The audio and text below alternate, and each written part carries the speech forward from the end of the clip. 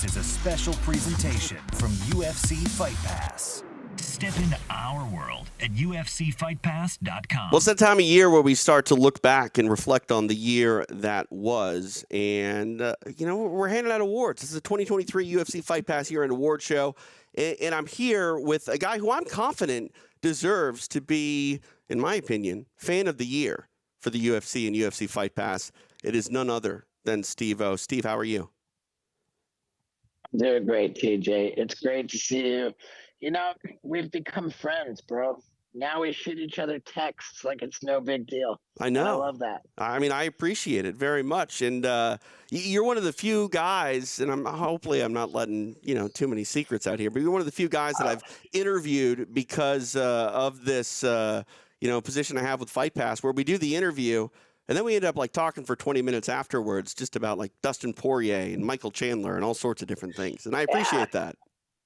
I love it. And you're the kind of guy who, when I'm having a grumpy moment, I'll peel back the curtain. I'll be like, hey, man, look, dude, I'm grumpy. And I'll tell you all about it.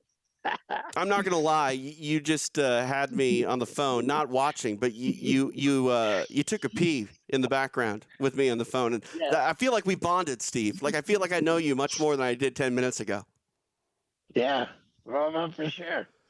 So, let's give out some awards, man. I hear, if I'm not mistaken, we're giving the knockout of the year, the submission of the year, the walkout of the year, and the folly of the year. Yeah, so you're going to crown a winner for folly of the year. The rest we're just going to kind of look at because the voting, it's still being tabulated. It's a contentious race, but, maybe you're the one that puts it over the edge, Steve. Maybe you're the guy that, gives the signature of endorsement and someone's walking away with hardware because of it. Okay, well, I'm glad. I'm relieved to hear that it's not up to us. Yeah, dude, it's a big responsibility. I mean, people are going out there risking their lives, and they just, they want that hardware, and it's I don't want to be the guy that says, oh, you don't deserve it. They might beat me up after all. Yeah.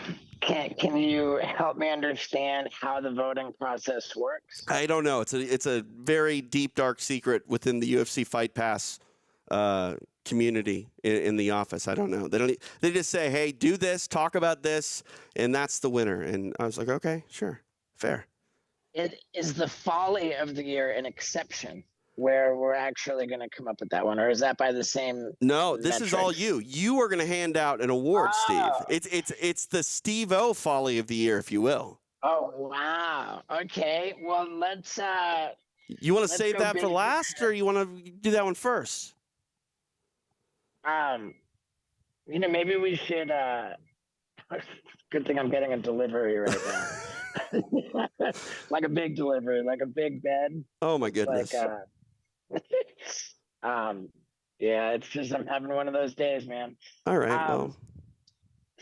So in a big picture sense, folly of the year, if we're gonna make a group, and you know what, I'm gonna take a previous year just to make sure that we're in the right zone. Mm-hmm.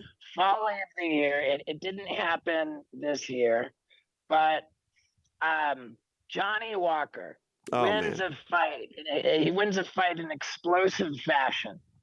Celebrating after the fight, he does some pratfall and literally demolishes his shoulder, requiring surgery. Oh yeah, yeah. I would say that for the year that happened, that would have to have been the folly of the year. I agree with you. I can remember another time. This was probably 1998, 99. Kevin Randleman, UFC heavyweight champion at the time, warming up in the back, somehow steps on a pipe and knocks himself unconscious, and the main event has to be scrapped. Wow. So that's okay. So now that we've kind of framed what the folly of the year, what a folly looks like, I think that we've got some anticipation, some suspense, and I think we might want to just shelve that. People know it's going to be something good. Yeah. All right. So we'll finish with folly of the year. We'll build the anticipation.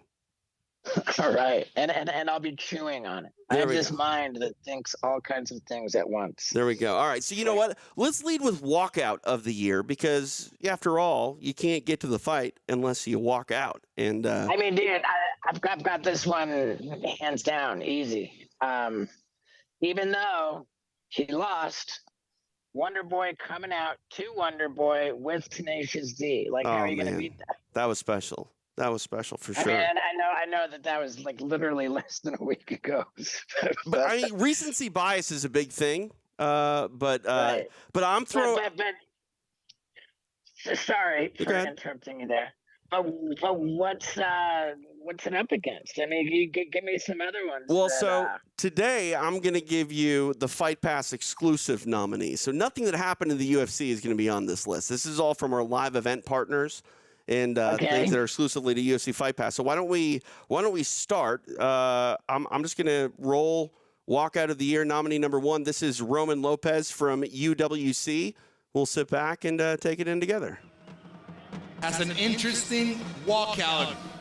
Roman Ratley Lopez from Mexicali, Baja California, Mexico. Oh, Look at man. this. Oh, wow. Look at this entrance right here. Bringing the culture to UWC. Like I all like about the vibes walkouts in the like air, this, Steve. baby. Like when you got Iconic culture like this presentation, and the warding of the spirits, if you will. I mean, right? if you're that fighter, you can feel that energy. I mean, you can't deny that. Oh, this always helps a fighter right here. Like I'm Bring it in almost your culture. more It terrified looks of like getting in a it's ritual fight, he does here. or for more going to terrified of like war. these guys walking with this dude than getting in a Roman fight. Lopez, Okay. You know what I mean? Like I don't know what they know. Alfredo Estrada. Maybe they're not warding the spirits off. Maybe they're like encouraging the spirits to join With a granite chin. I've seen Roman this kid Lopez. fight Like in the maybe his opponent's amateur gonna end up fighting like leagues, and then now forces as a beyond professional this fighter, world. he's got a chin. And what organization is this in? UWC, which is one of our promotions down in Mexico. Like he's blowing in a conch shell right there. There's skulls in his head dressing there. Like it's terrifying. Now, to be fair, it's also been going on a little bit longer than maybe it needed to. Well, that's another thing. If you are the guy who walks first, like this is a cool off time. Like take all that time you can to sort of like, you know, make your opponent cool off. So there we go. That's Roman Lopez. We'll call him in the lead right now. Up next, Myron Dennis from Fury. He's one to the red corner, Myron. What were you gonna say, Steve? I was just gonna say, by cool off period, is that like when a team like takes a timeout to get in the head of the kicker? Yeah, I in think football? so. I think so. But like you see in MMA, you got to strip down, and you know you don't get to stay in your clothes. Like in boxing, you take your robe off very last second, like after the referee instructions. In MMA, you get in the cage, and there you go. Yeah, and So see, here we go, Myron Dennis always entertaining walkouts. from Fury FC This is 79. gonna be, Oh, a little like this is gonna ravishing be Rick Rude entertaining. going on If here. it's not entertaining in the cage, it's worth the money itself just to watch him walk Dang. to the cage. So, With some magic Myron mic Dennis is, action. Seriously. is a character. But I he's think there is a also, correlation almost between 30 like fights in dance his pro moves career. and your ability So, to this is, move this around guy's the fighting fought Corey environment. Anderson. This guy's fought Paul Buentello. I mean, he's got a list of people on his resume that he's fought, and you know. Can you Corey- dance he like was this, Corey Steve? Anderson's debut. I cannot. You know, Corey Anderson. Is he wearing a going on mask? UFC, What is that? You know, being a force at 205 pounds and then 185 pounds, but See, like if I'm his opponent, I'm right there with you, Steve. Like this is taking too long. Also, that you know, Like you're pissing me off. he's considered a I mean, I don't even care about the opponent. The opponent's job is to fight, and they got to be professional no matter what. But the spectator, With the daft He's- tribute. Is he saying like he hurt his leg there? I don't know what's happening. Yeah, this is not The gonna be robot? quick, ladies and gentlemen. Yeah. This is a nightmare for me and Raheel because we have to talk the whole time he's doing it. I mean, sometimes Commentators are bringing it up. Like you got to talk the whole time this is happening. yeah, I mean, it's like I told you the last time we spoke when he will when I dance was the sitting next entire to song Corey if you Hagen, let him. Corey Sandhagen. I said, you know, man, fighting's the only UFC, MMA, the only sport where people are like, dude, you suck, man. You were just trying to win. Right. You know, like, yeah. you get harshly criticized for winning, but in a boring fashion. And by that same measure, like, come on with the walkout. Let's wrap it up, dog. All right, let's see what's next. Juan Pablo Gonzalez from UWC 50. So we're going back south of the border once again. From Buenos Aires, Argentina, Juan Pablo Molo Gonzalez. We welcome back to the commentary table for this main event, Johnny Munoz. Johnny Munoz, how are you doing? Good, man. I don't know. I hope I lost my voice a little bit. Coming back from a win from the corner. All right, so he's rocking a Lionel Messi Good, man. jersey, which makes sense. He's from Argentina. Being patient. Obviously, the opponent was a tough opponent. Steve, are we sure that this is walkout of the year and not longest walkout of the year? Let's go, guys. I think that's what the nomination is for here. We got a chic. Okay, so Is this Qatar? Reference to Qatar, maybe? Yeah. It has to be, guys. It has to be a reference to Qatar. This guy's already. If the people at home who don't watch football or soccer are calling this side of the pond. It took too long to get to it. Argentina's out there. You go. Okay, so he's Became rocking a World champion Cup soccer in thing here. Qatar. Like, I've never seen an athlete put more clothes on their way to the fight. That's definitely a new one. Okay, so he's celebrating Argentina's World Cup victory. Are you All right. kidding me? That's, Guys, okay, come on. there's more. Huge production tonight Dang. for the main event. Only in the UWC will you see something like this. I am very impressed by this performance, guys. All right. Look at it. Okay, there's like another minute of that, Steve. I'm cutting it off. All right, up next, we got Dorian Ramos from UWC. You know what? All of these are like from UWC. I just think that they allow these guys like 35 minutes to walk out to the cage. Here we go, Dorian Ramos. For his entrance, I can see some mariachi band right there. I don't know if it's a mariachi.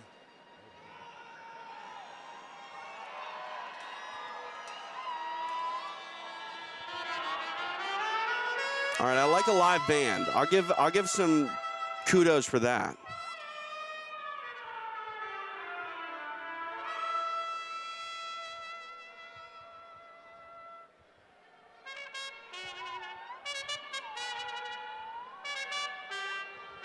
Is this the Rocky theme? What is this? It might be. Okay, so a mariachi band rocking the Rocky theme. That's not bad.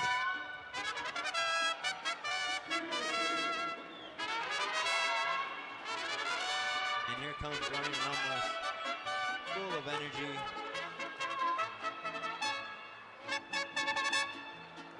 Taking his time. Again, taking his time. Taking his time. All ready for the show. Talk about an original entrance, right, with the mariachi and the folklore. All right, the Rocky theme in mariachi. It's innovative. It's new. That might be the leader. All right, final one, Steve. Final one. We're gonna get through this opening category. This is Jerry Miusa Combat FC4. Let's see what he's got.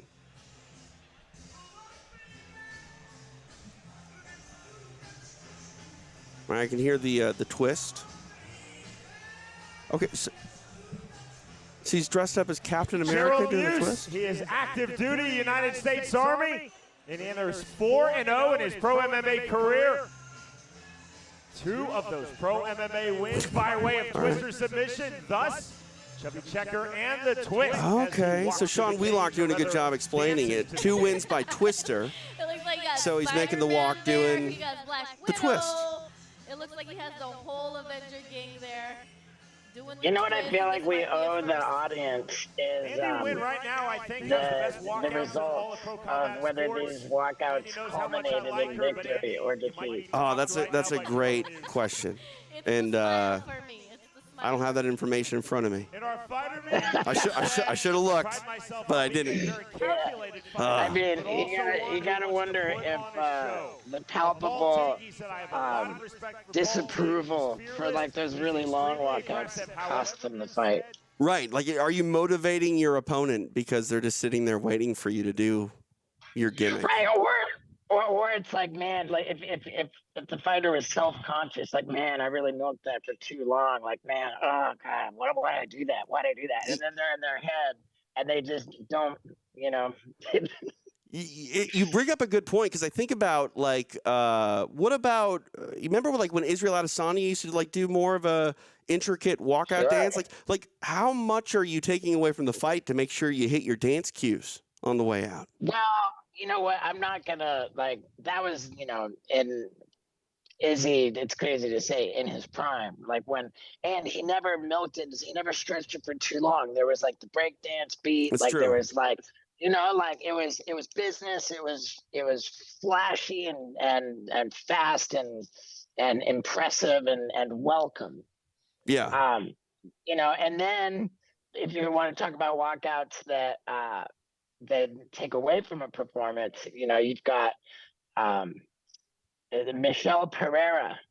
He's doing crazy, breakdancing, backflips like before the fight even starts, and then the fight starts and he's doing front flips and backflips in the octagon during the fight. Like, I miss those days. Yeah, no, absolutely.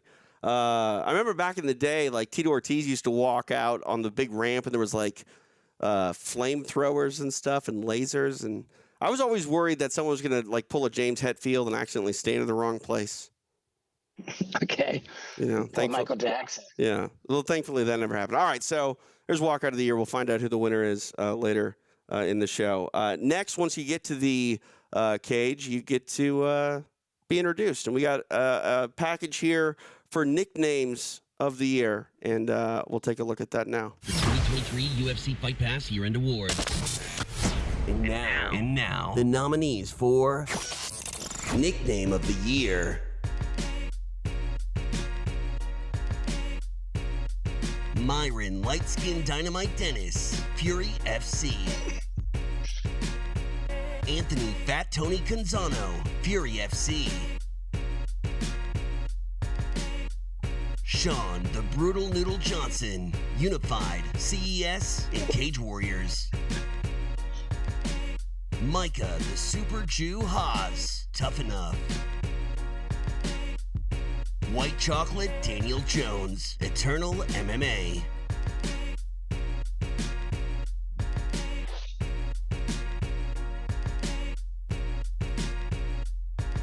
All right, there's the nominees for Nickname of the Year. Some nicknames make sense, others don't really make sense. Anthony Fat Tony Canzano, the dude looks like a bantamweight. I mean, there's no distant second. The winner is Brutal Little Johnson. I mean, there's no discussion here. I mean, we'll see if it wins. He was owning the intro too, pulling off like the katas and whatnot. Like, I mean, if so, his last name is legitimately Johnson. Yeah. His fighter nickname is just Brutal Little. No, Brutal Noodle. Oh. But it could be talking about his Johnson. I don't know. I thought I've heard Brutal Little. Yeah. I mean, you might have just accidentally gave him a better, maybe worse nickname all at the same time. We'll see. We'll see. Brutal Little Johnson. All right. Let's get to the violence, Steve. Everyone wants to see violence. You want to do knockout or submission next?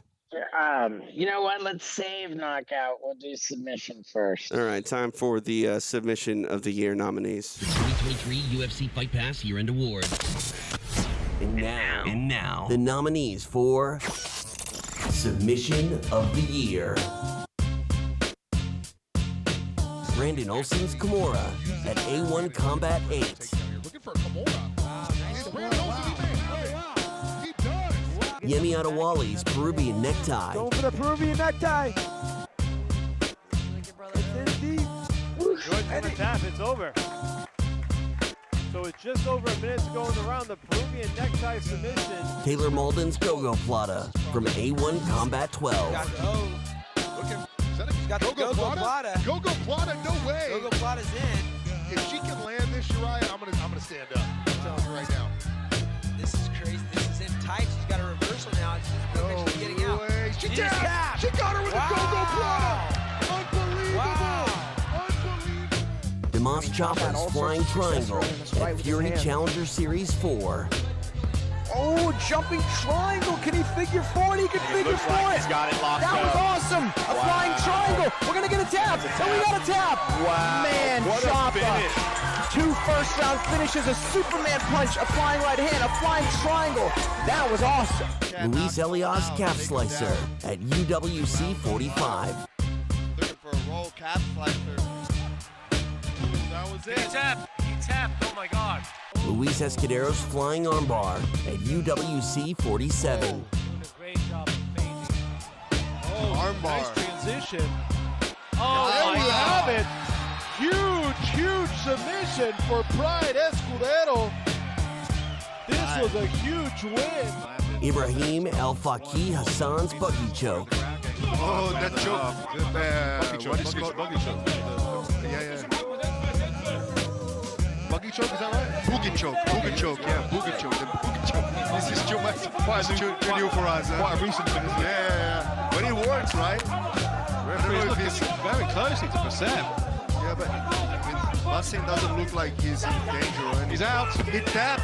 Oh my word, that's an incredible submission. Whoa, the boogie choke. Ali Wasuk's Inverted Triangle Choke at BFL 76. Ali looking for that arm. He might have landed a sneaky triangle from the back. It's like a reverse triangle. It's like the wrong side. Interesting. I don't know how tight that could be. Our referee's right in there having a quick look. He's got the leg. He can't let him out. Wow. Oh, and there's the tap. Ali was due. What a beautiful submission. Woo! That was like a reverse triangle from a really weird position. Antoine Ho's knee bar at LFA 152. Always rolling to a knee bar right here. Yes, crafty little move. Get that, very slick. I love that he's got him locked in and knee bar right here, Ron. Oh my goodness, that was beautiful. Over and out. There it is, the nominees for Submission of the Year on our year-end award show. I'm conflicted on that one. A lot of great nominees. Do you have a favorite submission, Steve? In general, or of those? In general, just like your favorite move to see in the octagon in a fight. I mean, it just kind of depends on how you get into it, you know? The Alexa Grasso submission of Valentina Shevchenko, like the way she got to it. Yeah, the entry for sure.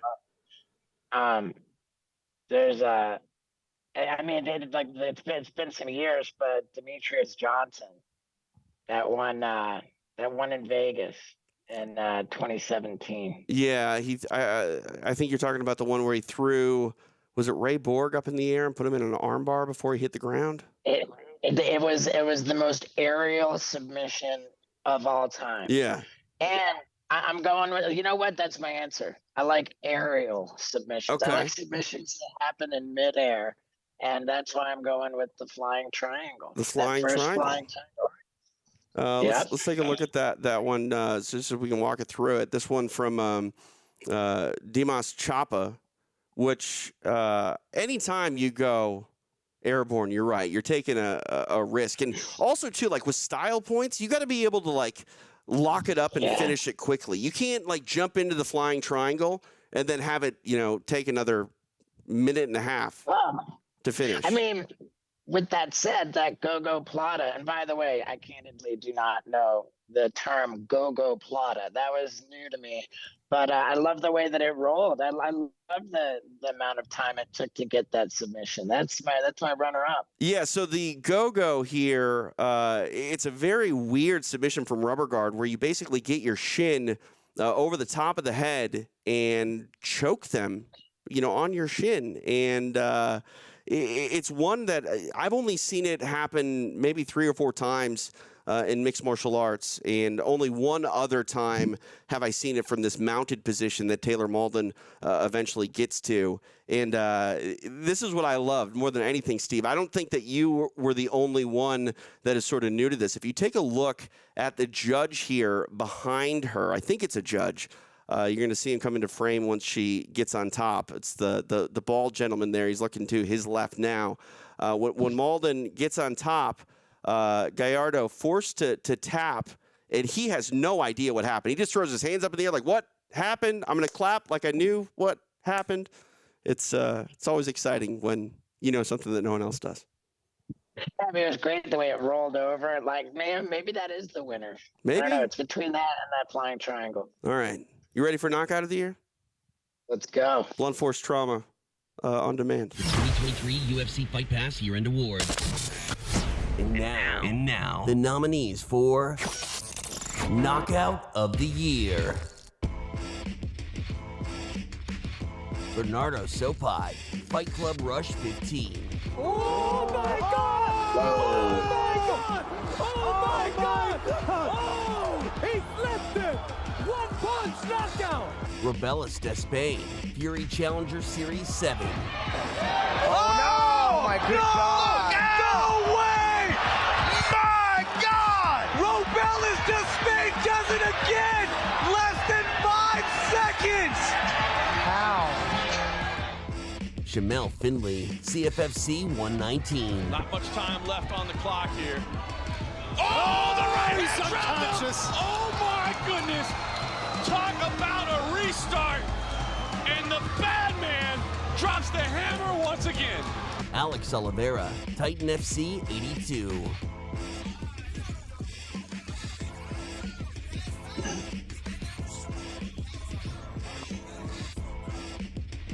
Raul Zaragoza, Lux 33.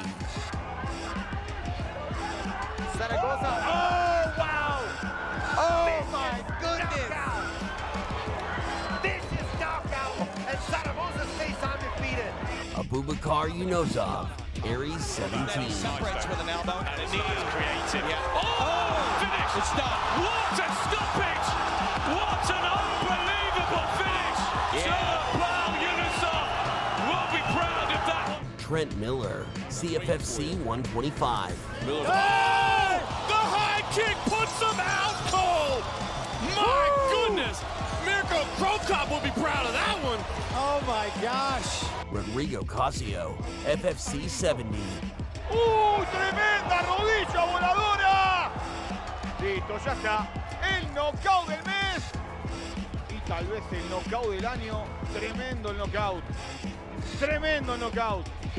Baris Aragazul, Cage Warriors 162.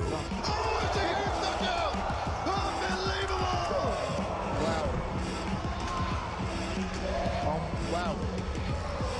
Absolutely unbelievable knockout.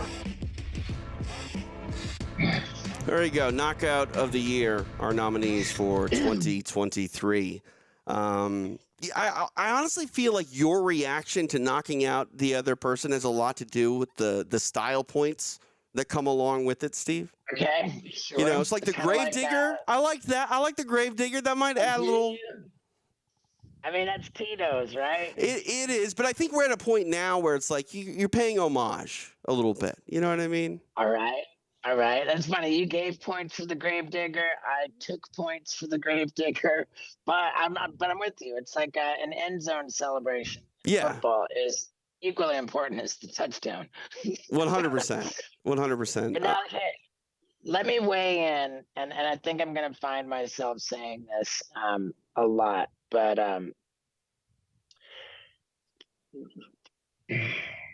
Bryce Mitchell, the way that he just thanked Josh Emmett for not following up with unnecessary punches, like that's really important. I agree, and I want to draw attention to that.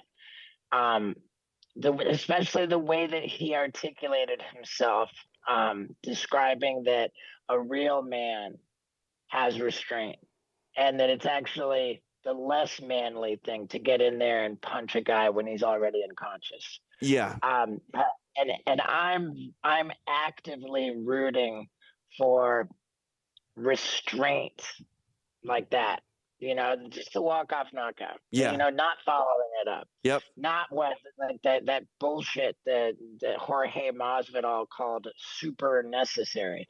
It's not fucking necessary at all. You Yeah. know, like so out of the gate, you know, there were just so many knockouts in that reel that that had unnecessary follow-ups. Yeah. I was like the first like 4 of them, like nope. Well, and then they got better and better, and we saw the restraint in the end, you know, and I can't take it away. I mean, I guess it's like, you know, you can't take it away from the fighter, that it's their job, and it's they should go until the ref calls them off. But I saw some unnecessary follow-ups. Right. I mean, and looking towards the future, I want like the new standard of a cool knockout to be one with restraint. Well, I mean, think about this. Let's take a look at UFC veteran Alex Oliveira. His knockout in that highlight reel that came from a judo throw. Like, the fact that he showed restraint actually made it even better. Let's take a look at this. First off, not many judo throws going to result in a knockout. But now you'll see here, he knows immediately and doesn't do anything unnecessary. As he lands this, boom, and then he threw one extra, but he immediately stopped once he realized what was happening. I think you got to give him a little bit of a break on that one. Yeah, that one didn't seem unnecessary, but like the commentator afterwards said that it was the throw that knocked him out. Like, he got knocked out on the ground, so I don't know that there was an awareness of that. I think that he didn't know that. Like, why would you think the guy was knocked out from that? So I'm not blaming him for that. No, but I mean, he threw his hands up and he was like, "Whoa, I'm done." I appreciated that part. You know. There was another one. Yeah, you can't criticize that one. But God, it looked like the spinning elbow. Yeah. And then they just got better. The spinning elbow, walk off, and then that head kick, walk off. Yeah. There were a bunch of good ones. Yeah, for sure. This is not playing right now. I don't know why. We'll figure that out later. Yeah, I don't know. We'll see what happens. I think you are right, though. I think that Josh Emmett, the way he handled that Bryce Mitchell knockout, that should set a new standard moving forward in how athletes sort of conduct themselves. Because you said, you know, not only is it, you know, the sort of manly thing to do, but it's the martial arts thing to do. Like, a real martial artist doesn't, that's the martial way, in my opinion. Right. So. I mean, and let's not pretend that this is a new thing. I mean, Sugar Sean's been walking off. That's why they call it a walk-off knockout. Right. You know? Yeah. I mean, like, and you can't really have a walk-off submission. I mean, maybe the way that, like, John Jones choked out Lyoto Machida back in the day. He kind of walked off after he dropped him from that standing guillotine. But submissions don't necessarily work the same way. I don't know if the John Jones and Machida, if we're really lumping that in with the restraint group. That's true. That's very true. Letting someone go has never been more violent in that scenario. All right. Last thing we got to do. I don't think John Jones has ever shown restraint. That's true. It's true. You said it, not me. All right, time for you to actually make a pick here and hand. Like, do you want to win Folly of the Year? This is something you probably don't want to win, right? I mean, if it's so bad, it's good. Right. I mean, Folly, like, I think for those you know, who aren't aware of the term, I think we can call it a synonym for fail. Right, true, 100%. You know what? Thank you for actually bringing the term folly into 2023 for me, because my kid loves fail videos, right? But if I said, "Hey, you want to watch some follies?" he'd be like, "What? What is that?" Right. Follies sound like an award themselves. Like, oh, he won the folly for this. Right. So, yeah, all right. Like golly. Yeah. You know. Good golly, that's a folly. All right, let's take a look at folly number 1 and see where it ranks. This is Tracy Reeder from Fury FC 83. Capelli and the Oklahoma fans are loving it. All right. Celebrating. Yep, Better be careful, Tracy Reader. Don't get DQ'd. Going out in the crowd. Shades of Jose Aldo from back in the day. Going in the crowd. So I haven't seen these yet, Steve. I don't know what the folly is. Not advised. Tracy, first of all, no damage taken in the fight. How much damage did you take jumping out of the cage and going into the crowd?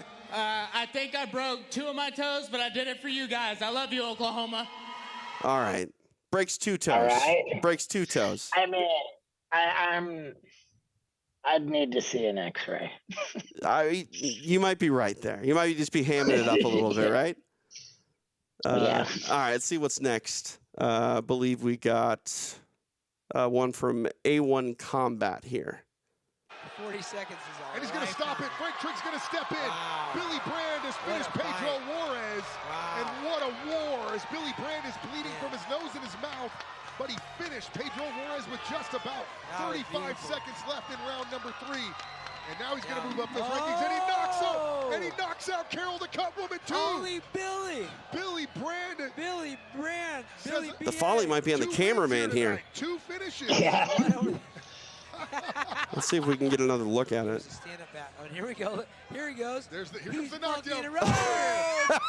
Shoulder check, Uriah. We got to get her some kudo popcorn. We need the sweet and salty. Oh, man. You know, I'm actually surprised that doesn't happen more often, Steve. You know, people doing backflips, like Justin Gaethje does a backflip. Like, you kind of look behind you and make sure everything's okay, but it's a living, breathing environment. That's actually... Check this out.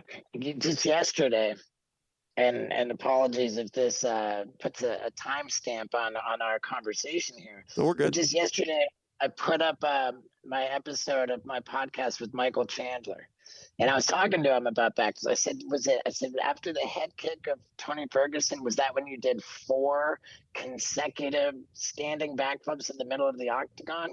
And I think he confirmed.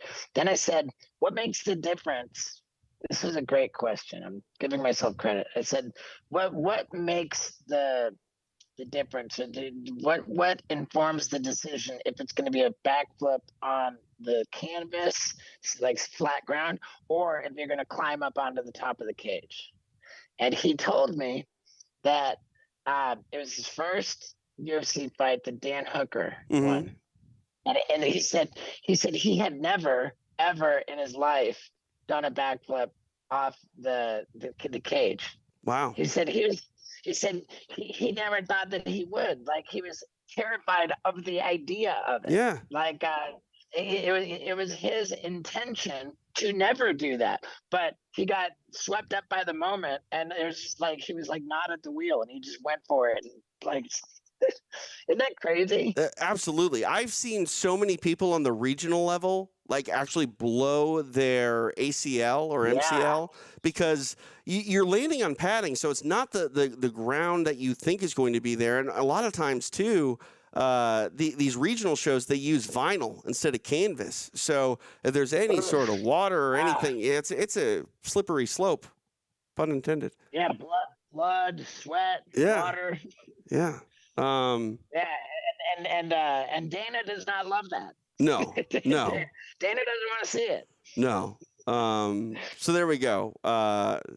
Fighter in A1 Combat knocking over the Cutwoman. All right, it's final entry here for Folly of the Year. This one comes from Titan FC 83, and it sounds like we're going to have to give it a minute and let this one breathe because it takes a minute to understand what's happening.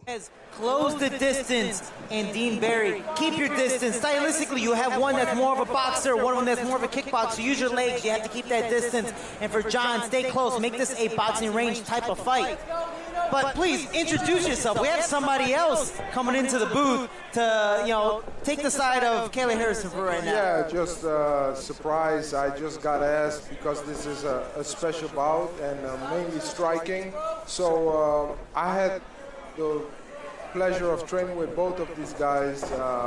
Marquez, when he first joined the Black Citizens a few years back, very unorthodox style, freestyle. Oh, we got the nice little sweep. Yep. And I'm sorry, what was your name again? Tyrone Spawn. There you go. Oh, okay. So the play-by-play commentator didn't know who Tyrone Spong was. I feel bad. I sit in that chair, Steve-O. Like Steve, I feel like if I were to be in that situation and make that mistake, I would hope that no one would give me an award for doing so.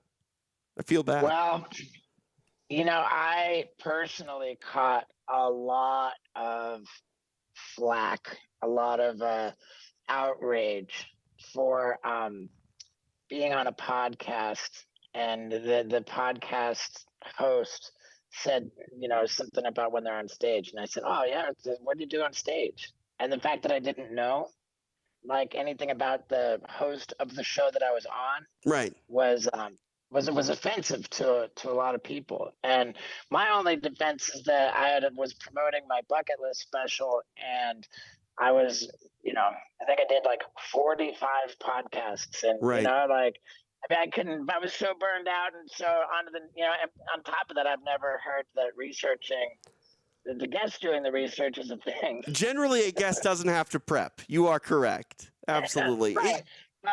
But with that said, and understanding how upset I saw that people did get, I'm going to recognize that last one as the worst. Oh, the folly of the year. Going to the commentary team of Titan FC 83 for not knowing who Tyrone Spong is. Yeah, especially, if I'm correct, would that not be the equivalent of Anik not knowing Dean Thomas's name?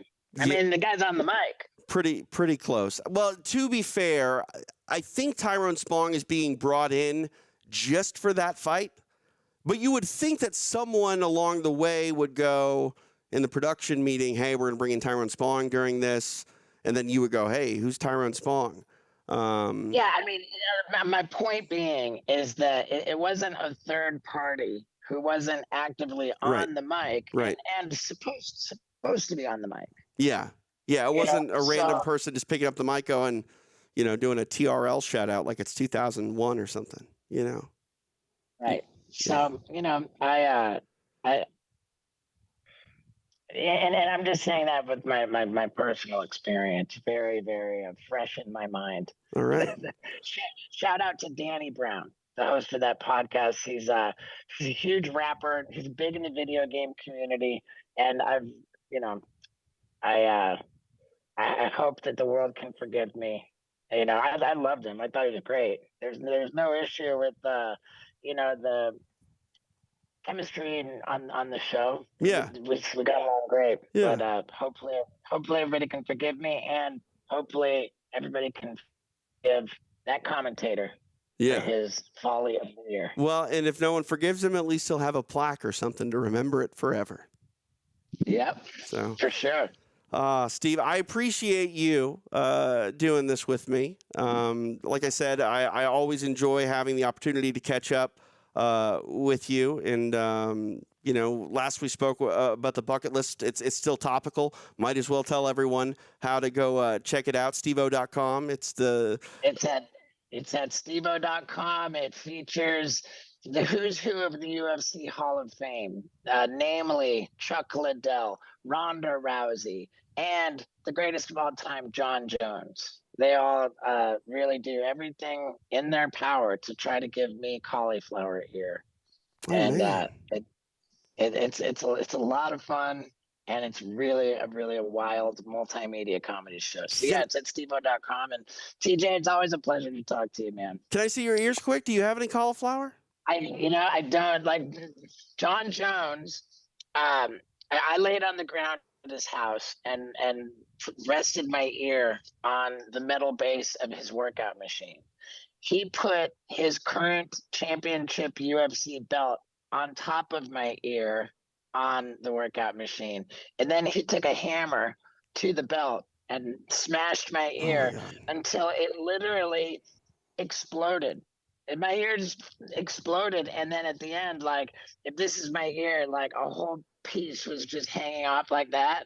And he took scissors and went bloop. and it just fell off. But yeah, it healed up fine. I've heard people say that cauliflower is a genetic thing. Like either your ears are going to do it or they're just not going to. I have learned that some people do not get cauliflower ear, and it seems that I am one of those people. Well, there you go. At least you got that going for you, Steve. Yeah, Alexander Volkanovski came out to my show in Australia, and I told him about the thing. He was like, "Oh, dude, you'd talk to him about it, about how it didn't work." And everyone tried. He's like, "Oh man, dude, let me try it. I'll do it." And then after the show, after he'd seen everything that Chuck and Rhonda and John did, he goes, "Yeah, they did what I would have done." he's like, "I got nothing. I'm not gonna." It's like, it's all good, man. I wouldn't have done, What a badge of honor, though, to have some cauliflower ear. You know what I mean? You definitely, I would have loved it, man. You definitely get cool points when you walk in the room and you got puffy ears. It's like, all right, that guy's been through some stuff. My motivation, I said, when a man has cauliflower ear, he gets respect. It's true. It's true. Or just funny looks from people that have no idea what the hell happened. It's like, why are you deformed? Right. So, all right, Steve. Well, happy holidays, Merry Christmas, Happy New Year, all of that to you and yours. I appreciate you coming on the air, and hopefully we get to do more of this in 2024. Hell yeah, man. Dude, anything for the UFC, anything for you. It's a pleasure. It's an honor. And happy holidays, brother. And, best to everybody in 2024. Back in studio here for our 2023 UFC Fight Pass year in review. And just got the line with Steve-O from Jackass. And we were talking about you, Sean Johnson, and your nickname. Let's start, with the obvious question, in my opinion.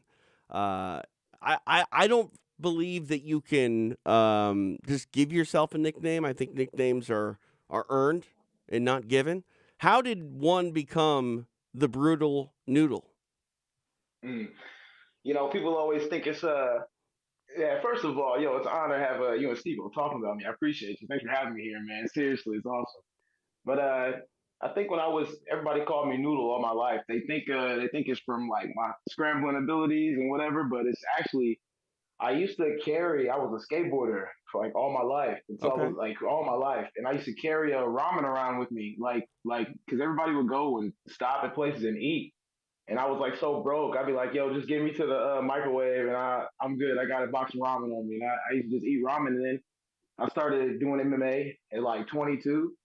And they were like, man, we got to get you a name. I started knocking people out. I got to get you a name. I was like, yo, y'all call me Predator, Noodle. He was like, nah. Austin Tweedy, the Flash, he was like, he's in the Contender Series. He's like, nah, we're going to call you the Brutal Noodle. I was like, okay. And then I didn't like it at first. And the first time I came out to it, the crowd kind of laughed. And then they kind of I was like, all right, so we about to do this 100%. We're the Brutal Noodle now. Like, you want to laugh. So now they don't laugh anymore, Yeah, no, I mean, it's a solid nickname for a variety of reasons. But I like the fact that it has an origin story that's, in the skateboard world. Because nicknames don't have to just be, one thing like, oh, you're a fighter now, so this is your fighting nickname. A nickname, if it's good enough, like you're Sean Johnson in your everyday life, whether you're fighting, whether you're skateboarding, whether you're, talking with me on an interview, that name's going to follow you, as should the Brutal Noodle or just Noodle. Right. Now people starting to call me Brutal as well. I almost like Brutal better than anything, but it's Noodle, Brutal, Noodle. They don't even now when people announce my fights, so they don't even say my name. It's just like Brutal Noodle, Brutal Noodle. So it's like, hey, it's an honor, And you're right. You can't be you got to be given your fight name. Right. Anybody who got their fight name, and you sit that shit right back. You got to be given your fight name. Somebody's got to give that to you. There was a fighter that fought a long time ago in the UFC, and he had his nickname tattooed on his chest, and it said the Soul Assassin. And I was like, okay, where'd that nickname come from? And he's like, oh, I just picked it myself. It's like, dude, you can't be the Soul Assassin. Right. That's a pretty serious name to give yourself. Seriously, yeah, no, absolutely. There was a fighter for a while where he never fought at a super high level, but he would just change his nickname every fight, and he would let people pick it, and I appreciated that. Some diversity, but you can guarantee if there was going to be one that ever stuck, it was going to probably follow him forever. You know what I mean? It never did, though. But no, I can appreciate a good nickname, and I guess I got to ask, being that you're originally Noodle, do you eat your ramen in a certain way? Because I saw this documentary one time, Sean, where people can really get into the weeds and how they prepare their own ramen. Are you just a typical, just add water guy? Are you putting an egg in there? What are you doing? I mean, that's one of my real secrets, bro. I don't know if I can really Oh, give come that one out, on. Okay. but I'll tell you, what the key of it is the timing on when you make how long you either boil your noodles for, or if you microwave them. If you microwave them, I always put it on at 5 minutes and 4 seconds, Okay. just to get the right type of texture on the ramen. You know what I mean? That's pretty much it. And then what they got, like jailhouse slams, however you wanna make it. I used to put steak sauce in my ramen, steak sauce a lot. I'll eat Then steak when I sauce was on anything, to be honest with you. Yeah, straight up steak sauce is not for steak. And then I used to do back in when I first started fighting, and the nutrition was really bad. I'd eat like ramen and eggs, like for protein, like ramen and eggs type of joint. That still hits all the time. Oh yeah. Nah, I mean, but it's how long you boil the ramen or like microwave the ramen. That's the secret to it. You're kind of giving away my secrets, Sean. I kind of grew up poor, so there's no better way to have steak, or at least trick yourself into having steak, than by adding steak sauce to something. Because if you're a guy like me who can't really cook a steak to save his life, if you just put some A1 on there, your brain goes, hey, "This is kind of like steak. This is good." Hey, you ever done steak sauce and bread? I've Steak not, sauce and I've bread. not, but I could Hey, see where that would be pretty delicious. when you broke, that shit be hitting. That steak sauce and bread is it's delicious. You do steak sauce and bread, eggs in the ramen though. That you can never go wrong with that. Yeah. No, Scrambled egg. You know what I mean? I feel that, but I will say steak sauce is kind of expensive, so you gotta be careful. You gotta and especially if you're broke, Yeah. you gotta ration. You gotta ration it just right. You can't don't be stingy with the steak sauce either. No, absolutely not. All right, so we do what we got to do. We make our adjustments in life. If anything, we've highlighted that in this interview. You are on the short list for Nickname of the Year. I mentioned I was just chatting with Steve-O before I got you here in studio, and I'm gonna float something by you and see how you feel about this, because Steve-O and I connected similar to the way you and I are connecting, and there was a little bit of an audio glitch, and he said that you're the winner, but he did so because he didn't know what your nickname actually was. He thought that your nickname was Sean the Brutal Little Johnson. No. It's the brutal noodle. Yeah. Right. The brutal noodle. I mean, I told him that, but he's like, oh, he'd be the winner for sure if it was the Brutal Little Johnson. He didn't like brutal noodle? I think he just likes Brutal Little Johnson. I'm not Steve-O, you cool with me, bro. Like jackass and but I ain't changing it. It's gotta patent that shit now. No, exactly. But you'll get the last laugh. You can tell Steve-O you don't even need a nickname change to win, because you are the 2023 UFC Fight Pass Nickname of the Year. The Brutal Noodle gets it done. Word? Really? Yeah. Hey, that's awesome. Thank you very much. I mean, what I win? You give me a UFC contract now? Get the contract? I mean, I could probably get you some instant lunch or something like that.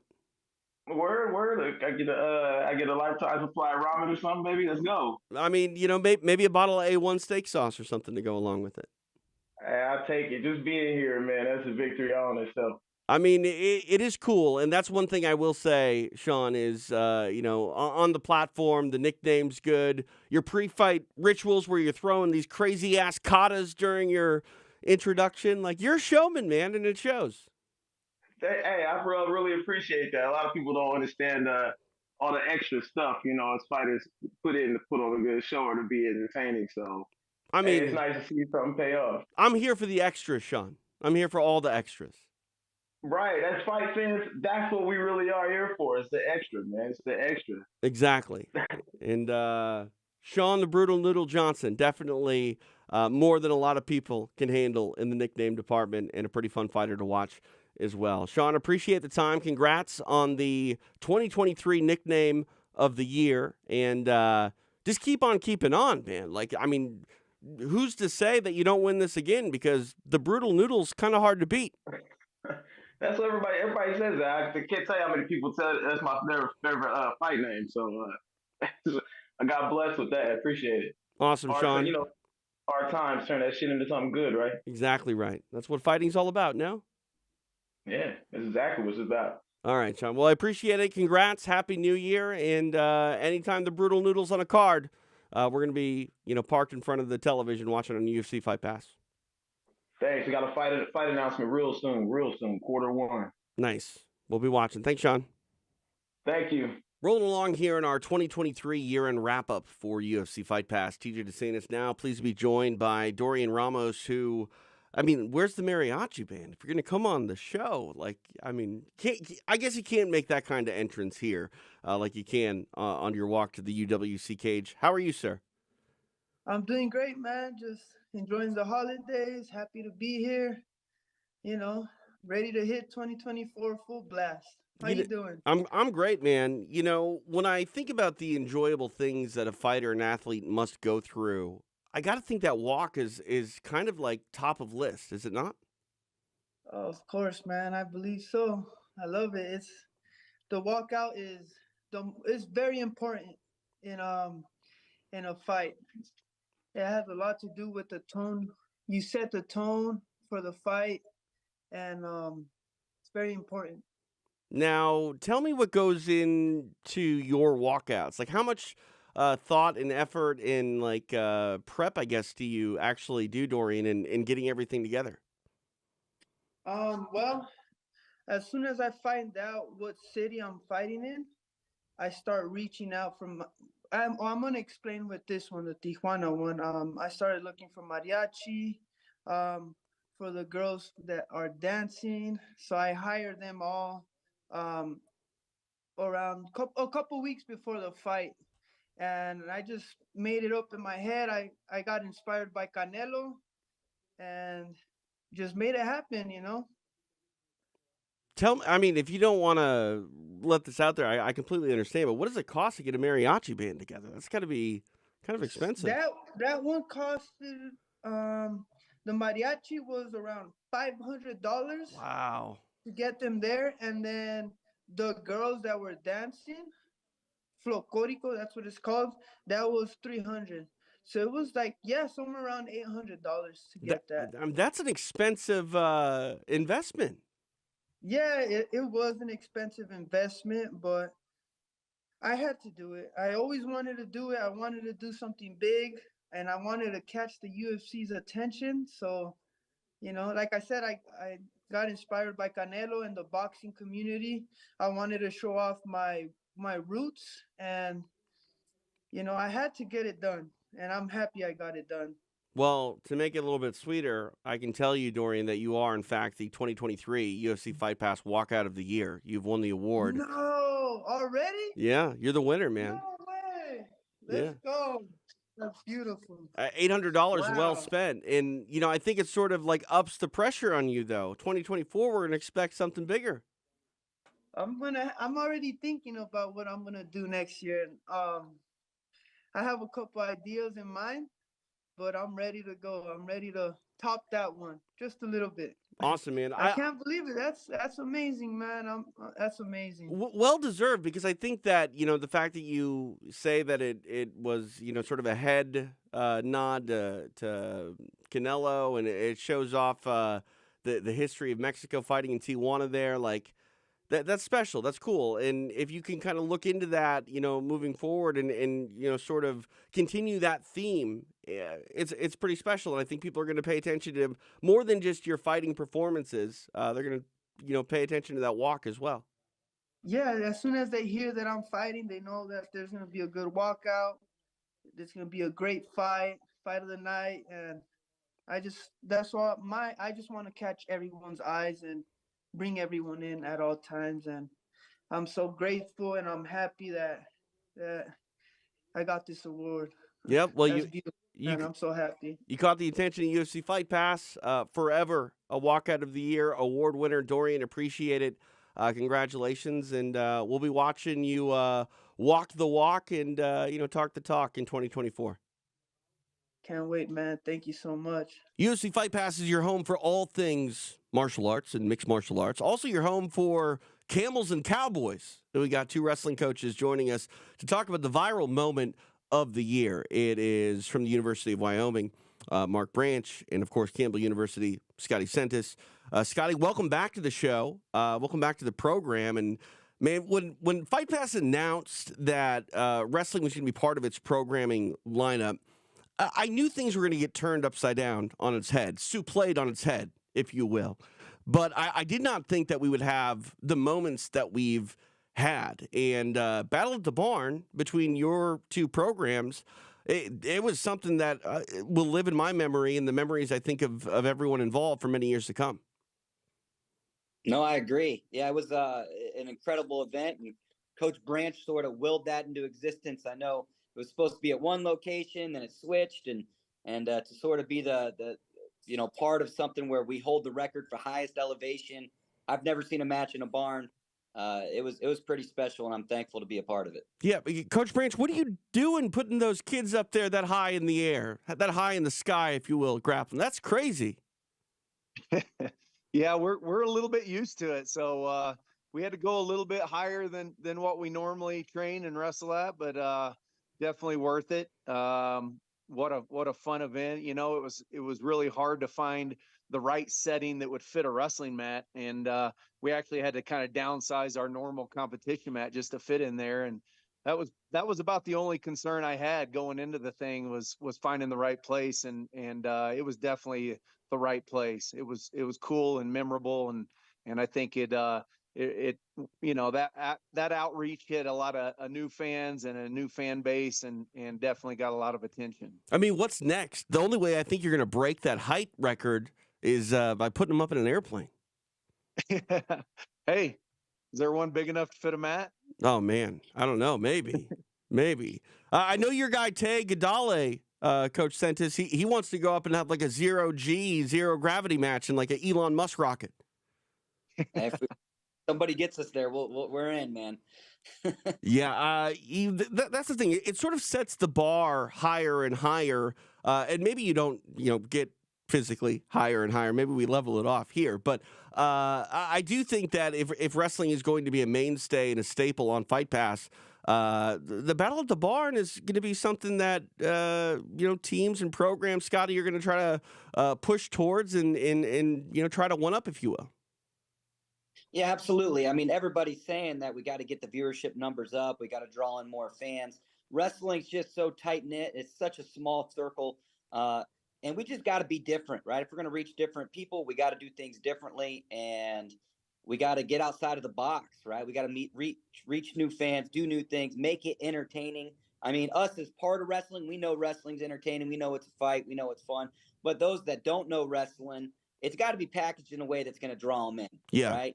And I think doing these different locations and sort of these novelty events, I think that's how we're going to get new viewership and people to really love the sport the same way we do. Yeah, and I will say that, I am a person who obviously appreciates wrestling. Without wrestling, the mixed martial arts in the world, the UFC doesn't exist in the form that we know it today. But that said, it's still this sort of outlier sport for me. And I've definitely gotten aboard the wrestling bandwagon, and for good reason. Last week, Keegan O'Toole comes out of nowhere in Mizzou.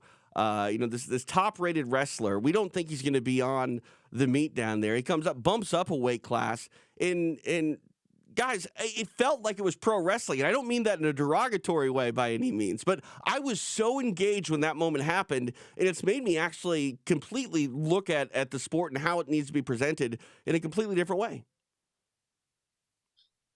Yeah, absolutely. I mean, let's say you look at UFC and you have a middleweight and they weigh in as a middleweight and they bump up and wrestle heavyweight, that would be crazy, right? Right. And so see that in our sport, it's really neat. It shows you that, Keegan's not afraid of anything. It's all about competition. And when you reach those high level guys, they want to challenge themselves. And that's what our sport's all about. And I think that's maybe the second time I saw something like that this year, maybe. But again, not to that level where you have, a top 5 guy, number 1 in the country, bumping up and wrestling number 3 or 4. You know, the last time we saw that was against Iowa, where Iowa bumped up a guy against Iowa State. And at that point, that wrestler from Iowa wasn't ranked. He was new. He's a freshman. But yeah, I mean, it was great to see it on UFC Fight Pass on a huge stage, to just put it on the line and, hey, let the cards lay as they may. Yeah, no, if anybody hasn't seen it, you can go back and check out these shows, especially Battle at the Barn. Again, our 2023 viral moment of the year. Coach Santis, on the way out here, I wouldn't mind picking your brain a little bit. Like, who are the standouts thus far, you think, for, wrestling awards, if you will?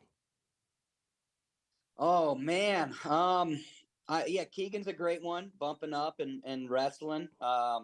I know Tay's got probably the most wins on UFC Fight Pass. I think that the little 25 from Wyoming's pretty damn tough. I mean, look, Moulton's a little underrated right now. That's a freaking big win. And I thought he had a great performance. But there's a lot to choose from, man. I think there's been some phenomenal matchups. I think there's been some entertaining venues, and I mean, I think that should be on one of your ranking things, man. Wrestler of the year. I think that needs to happen. Yeah, no, I agree. I think we're going to see more and more of it. In closing, Coach Branch, how big do you see wrestling getting because of the partnership and the eyeballs that Fight Pass is bringing to it? Yeah, I mean, I think you're catching the attention of a lot of wrestling programs across the country, and there's a need there, and the exposure is different than what you're going to get on a lot of other streaming services, and right now, there's a lot of different avenues that people can go to watch college wrestling, but definitely UFC Fight Pass has caught the attention, and I think it excites the kids.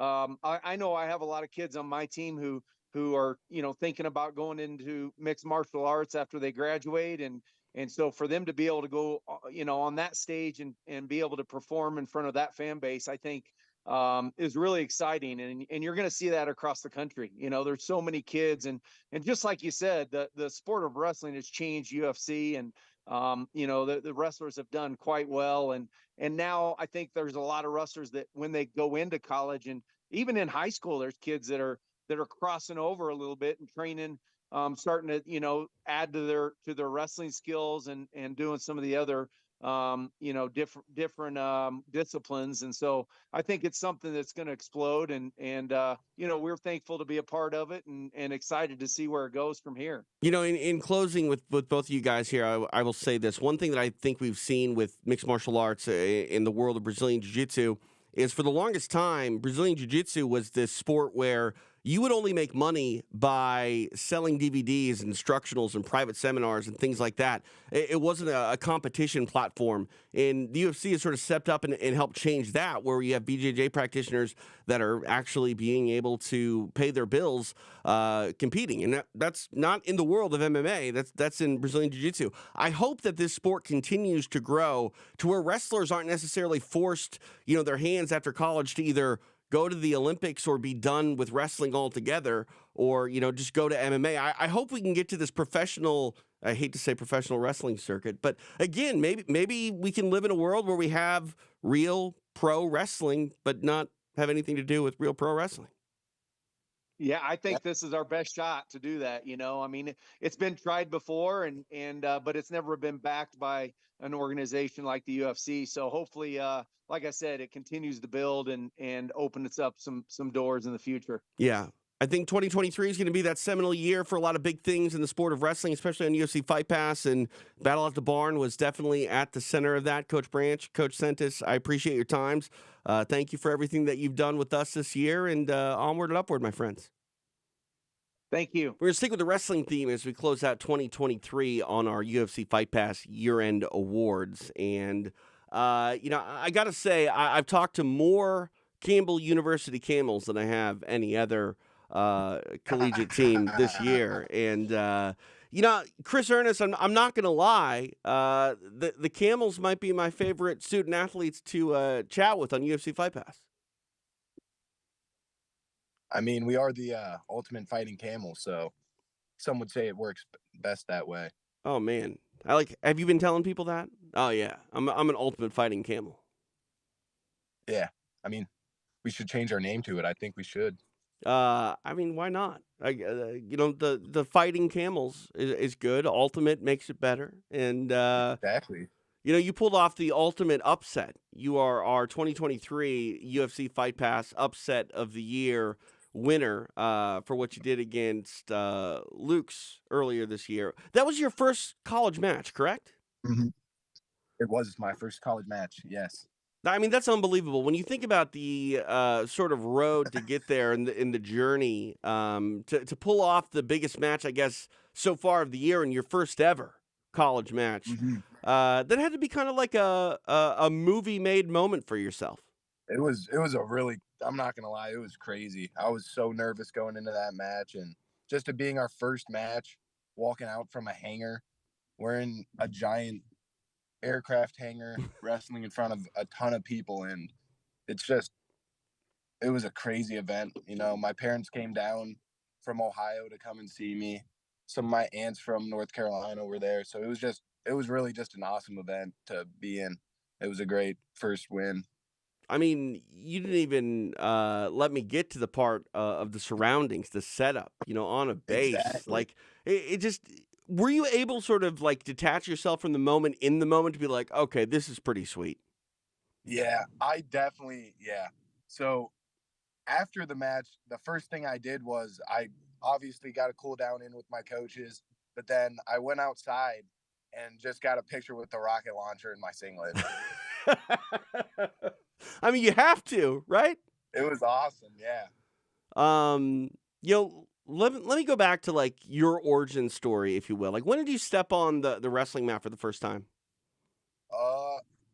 So I first started wrestling when I was probably 6 or 7, because my older brother got into it because he was really big in football, and his football coach got him into it, and I always really looked up to my older brother. He ended up wrestling at OU, and I just always followed his path, tried to one up him a little bit. Well, there you go. I mean, there's nothing better than like some sibling rivalry to propel yourself to higher highs. Exactly. Now, when you started wrestling at 6, 7 years old, I mean, did you ever think that the journey would lead you to a rocket launcher? Probably not. I always had big dreams, big goals, but college wrestling was always one of those goals. But I don't know if I ever thought I'd be holding a rocket launcher at one of those wrestling events. Yeah, it's probably a good thing they got that thing away from you. I mean, I'm judging you a little bit on your teammates who, they might accidentally shoot that thing off. I'm not saying that you would, but I'm thinking about Xander accidentally shooting that thing up in the sky and like just running from it. It wasn't me. Yeah. You get this win, and it's got all the drama. It's a come from behind victory. Didn't you at one point look at their coach and give them a thumbs down? Yeah, I did. Yeah, look at you, stirring the pot. I don't really know why I gave him a thumbs down, but in the moment, it just felt right. And especially after all the beef, the Twitter beef that we had going on, all the remarks, I thought it was right in the moment. I mean, are you someone who generally does that? Do you like to put on a show, maybe have some theatrics with your opponents and the other team? I mean, I do. I do it more just for like the fun of it, because I think celebrations are funny. But like, I don't know why. Just wrestled for 6, 7 minutes, grinded, are dying tired, and somehow have energy to do a little celebration after. So I think it's fun. I mean, I think it helps, especially when you think about like what you're up against. You win Upset of the Year here in 2023.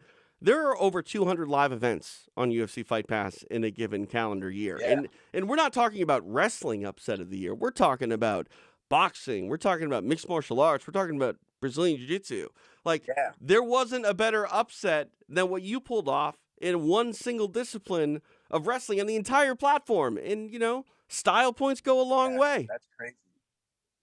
That is true. That is true. Well, you can Definitely bank this one as your award, 2023 UFC Fight Pass Upset of the Year. It's a big year for wrestling on the platform.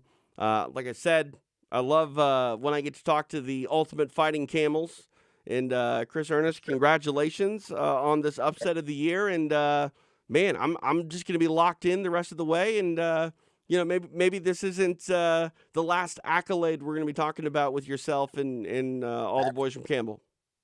Hopefully much more to come. Hopefully you'll be seeing not only me, but our entire team making some big steps in the right direction. Awesome, Chris. Appreciate the time. Congrats on upset of the year. And I think we'll be chatting here in 2024. Thank you. We're back here on the year-end wrap-up on UFC Fight Pass as we take a look back at 2023. And, of course, I got to chat with the CEO of CFFC and Fury Pro Grappling. It is Rob Hayduk. Rob, what a phenomenal year it's been, not only for the promotions that we know you for with the Fury Pro Grappling and, of course, CFFC, but you've really stepped up with the CFFC match day and have provided wrestling, the sport of wrestling, which in my opinion is the cornerstone of mixed martial arts, an avenue to really shine on its own in a way that not a lot of people really thought that, single discipline martial arts, let alone wrestling, would ever sort of get the spotlight shown on it that it has on UFC Fight Pass. No, I couldn't agree more. When the opportunity presented itself and the team over at Fight Pass said, hey, we have a project that we think you might enjoy. And as soon as they mentioned wrestling, I was like, I'm all in. I feel like it's an underserved sport, especially at the collegiate level, where these athletes are so talented. They just don't get the spotlight other big NCAA sports get, a la football and basketball and stuff like that. So I took it as a challenge, and I'm really happy to be involved, and I think we've had some success in our first year. What I think about wrestling, it's funny because I say it's the cornerstone of mixed martial arts. Like, you're not going to be a high-level MMA fighter without a good wrestling game. That said, a lot of people don't even look at wrestling as a martial art. They think like, oh, it's just another sport. It's wrestling. It's like the martial art. You have to have this martial art if you're going to be a mixed martial artist. Totally agree. It's total insanity to think that wrestling is not the best, if not certainly one of the best disciplines you could possibly have. I'm a little bit biased. I'm going to say it's absolutely the best. But a strong wrestling base, especially a Division I level wrestler, that's an individual you don't want to mess with. Yeah, no, 100%. I mean, if you dictate where the fight takes place, then you dictate pretty much everything. And let's talk a little bit about some of the moments here that we've had. I just got off the line with Scotty Santis, the Campbell coach, talking about what he and Mark Branch did with that meet out there in Wyoming, battle at the barn.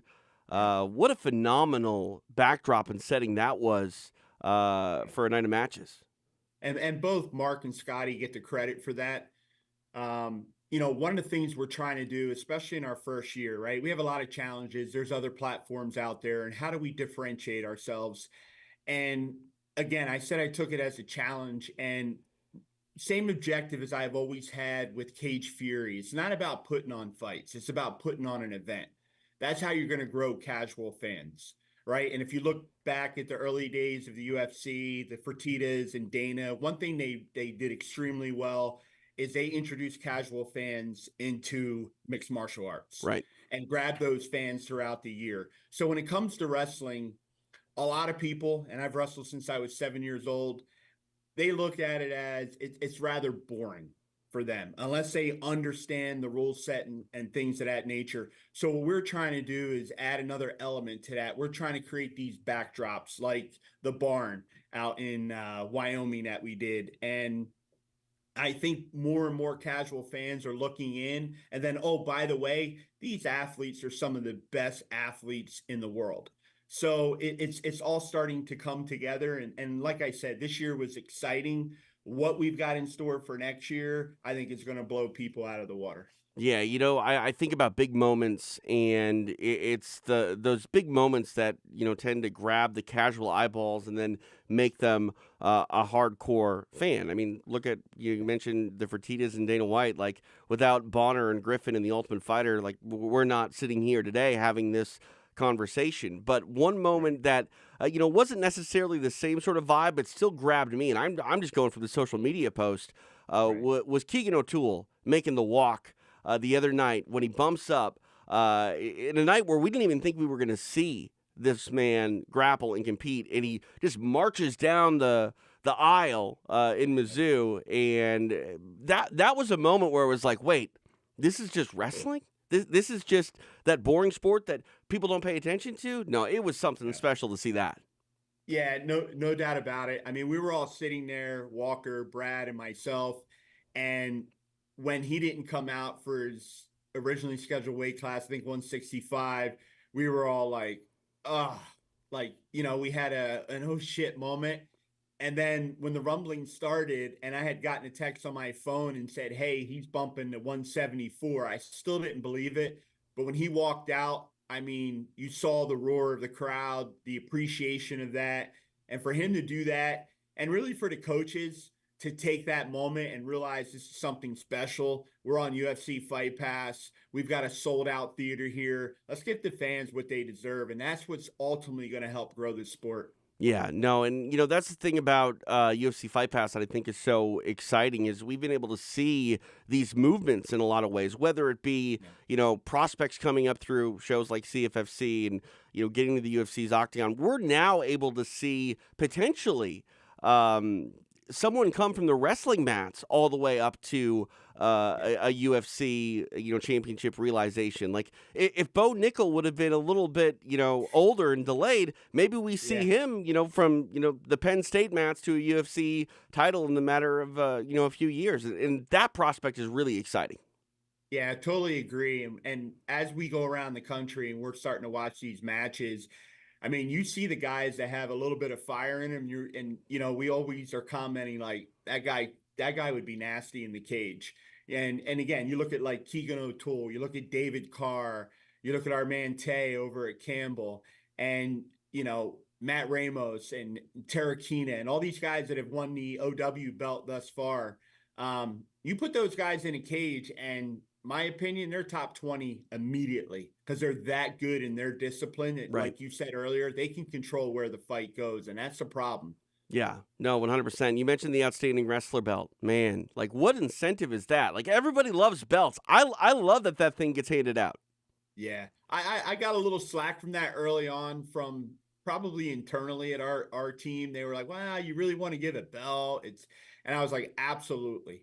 I not only is it a marketing opportunity, but we're on UFC Fight Pass, and this is what this is about, right? We're always constantly at CFFC and the other organizations like Fury and LFA and Cage Warriors. We're looking for the next big star, right? And I truly believe over the next decade, a lot of those stars are going to come from NCAA wrestling. Yeah, and to give them a belt, it's freaking awesome. Now guys are calling for it, and every time that happens, it just fires us up. Yeah, I mean, who doesn't like a belt, right? Especially a nice, sharp-looking belt like that. I think I saw the interview you did with Tay, and he pulled his belt out right away, and that freshman said it was in his closet. I was like, all right, he gets no more belts the rest of his career. Yeah, they'll learn. they'll learn. They'll learn. They'll learn. Where do you get your belts made? Actually, I'm curious. They're done overseas. We've had the same supplier since inception, since I took over in 2010. So they've been good to us. They haven't missed a beat, and we stay loyal to them. Well, obviously 2024 is going to be onward and upward. Definitely looking forward to more in the way of wrestling. What can we expect from CFFC and Fury Pro going into the new year? A lot of the same things. I mean, we have some new markets. We're offering an opportunity in Las Vegas, actually, so we're exploring that. Last year, we went to South Dakota, which was pretty cool. We're looking to head back there as well. Tampa's become a mainstay for us, and we've really been received very well in that market. And obviously, we're here in the Northeast, so we'll do some events here. By the time you hit each of those venues 2 or 3 times, I mean, we pretty much filled up our schedule. Would love to do some more Fury grappling. Would love to do at least one a quarter. I think what Fight Pass Invitational is creating and what your entire team is doing over there, I think it's something attractive to subscribers to tune in, not just for MMA now, but for the grappling aspect and hopefully for years to come, wrestling as well. Yeah, I mean, UFC Fight Pass, it's not where mixed martial arts lives, it's where combat sports live. And the future of the sport, whether it be wrestling or MMA or boxing or jiu-jitsu, it's all happening right now on UFC Fight Pass. Rob Haydek, appreciate everything that you've done on behalf of CFFC, Fury Pro, and obviously Collegiate Wrestling. And, Happy New Year's to you and your team, and can't wait to get 2024 rolling in the right direction. Happy New Year. Thanks, TJ. Well, we all love fights, but the story behind the fights are really, truly why we care. I mean, it's 2023, almost 2024, and it doesn't really matter necessarily who is fighting. It's more why they're fighting. And a gentleman who joins me now has one of the better stories of 2023, if not one of the better stories of the last couple of years in combat sports. It is Robert Watley. Robert, how are you? I am well. Thank you for having me. That's set me up to I better slam home this alley-oop you just gave me.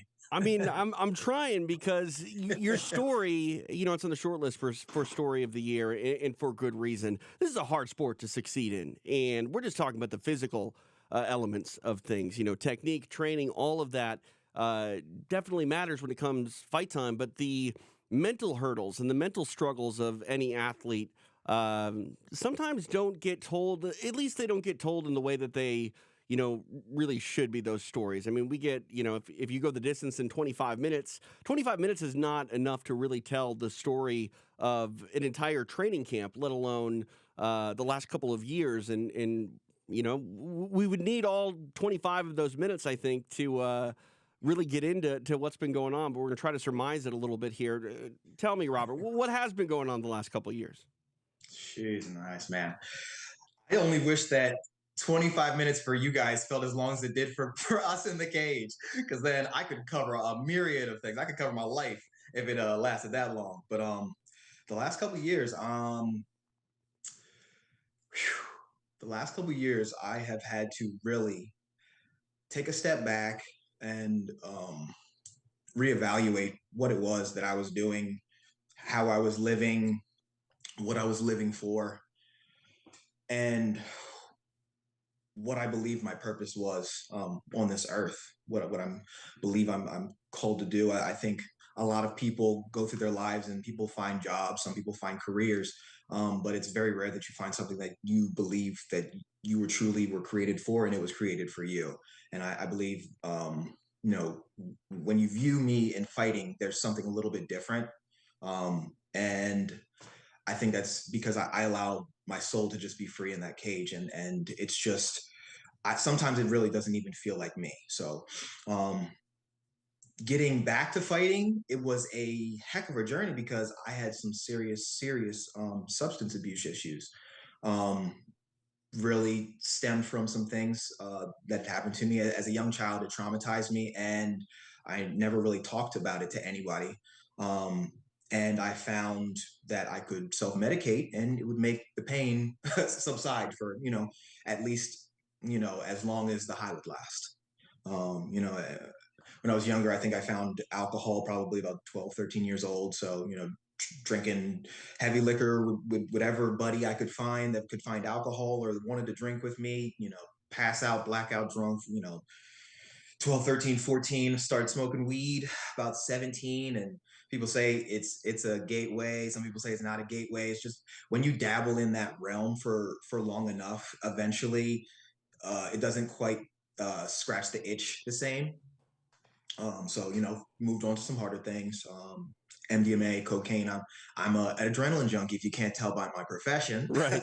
So I like to be up. I love to be up. And, it was fun. It was, honestly, I ran hard throughout pretty much my whole sporting career, either drugs, alcohol. By the time I, started fighting and getting to my professional career, I was, drink, smoke, smoking, weed, hit coke, anything I could find to satiate myself during the week, and then, have to straighten myself up towards the end of the week and get ready for fights. And that was my fight career for the first 4, 5, 6 years. And somehow I was able to amass 11 fight winning streak. The Most High looked out for me, and again, I think that goes to, this is something that I'm supposed to do. This is where I'm supposed to be. So I finally made what I thought to the mountaintop, and we made it to the PFL. I had my 10 fight winning streak. Finally signed on to a big organization, and I'm gonna, make millions of dollars and change my family's life, change my life, and everything is just gonna be great and wonderful. And I gave to that situation what I had left of me, and it was just a drug riddled mind, body, and spirit. And I got out of that experience what I put into it. It wasn't shit. I'm sorry. Pardon. Wasn't much. Oh, no. I mean, this is a story that I think demands all the expletives, to be honest with you, Robert. Well, I put shit into it, and then I got shit out of it. And we were promised, everybody at the PFL, we were told by an executive there that, hey, everybody that makes the playoffs, you're coming back for the next season. So in my mind, my drug-riddled mind, I didn't think about, my performances and that I didn't give the best of myself for them to even want to re-sign me. I just said, hey, somebody said a thing. I'll be back next year to do this thing all again, run it back and get a little bit more money. And by that time I had fallen deep into my addiction, because then I had a little bit of money to actually spend on this, on this habit. And I got a call, or I called the PFL for what I thought would be the next season. I said, hey, just trying to get some information, trying to figure out, what the next step is. I'm ready to, what are the new places we're going to, the dates and times. Like I'm feed it to me. And the person on the other line just was quiet for a little while. And they said, you didn't get a phone call?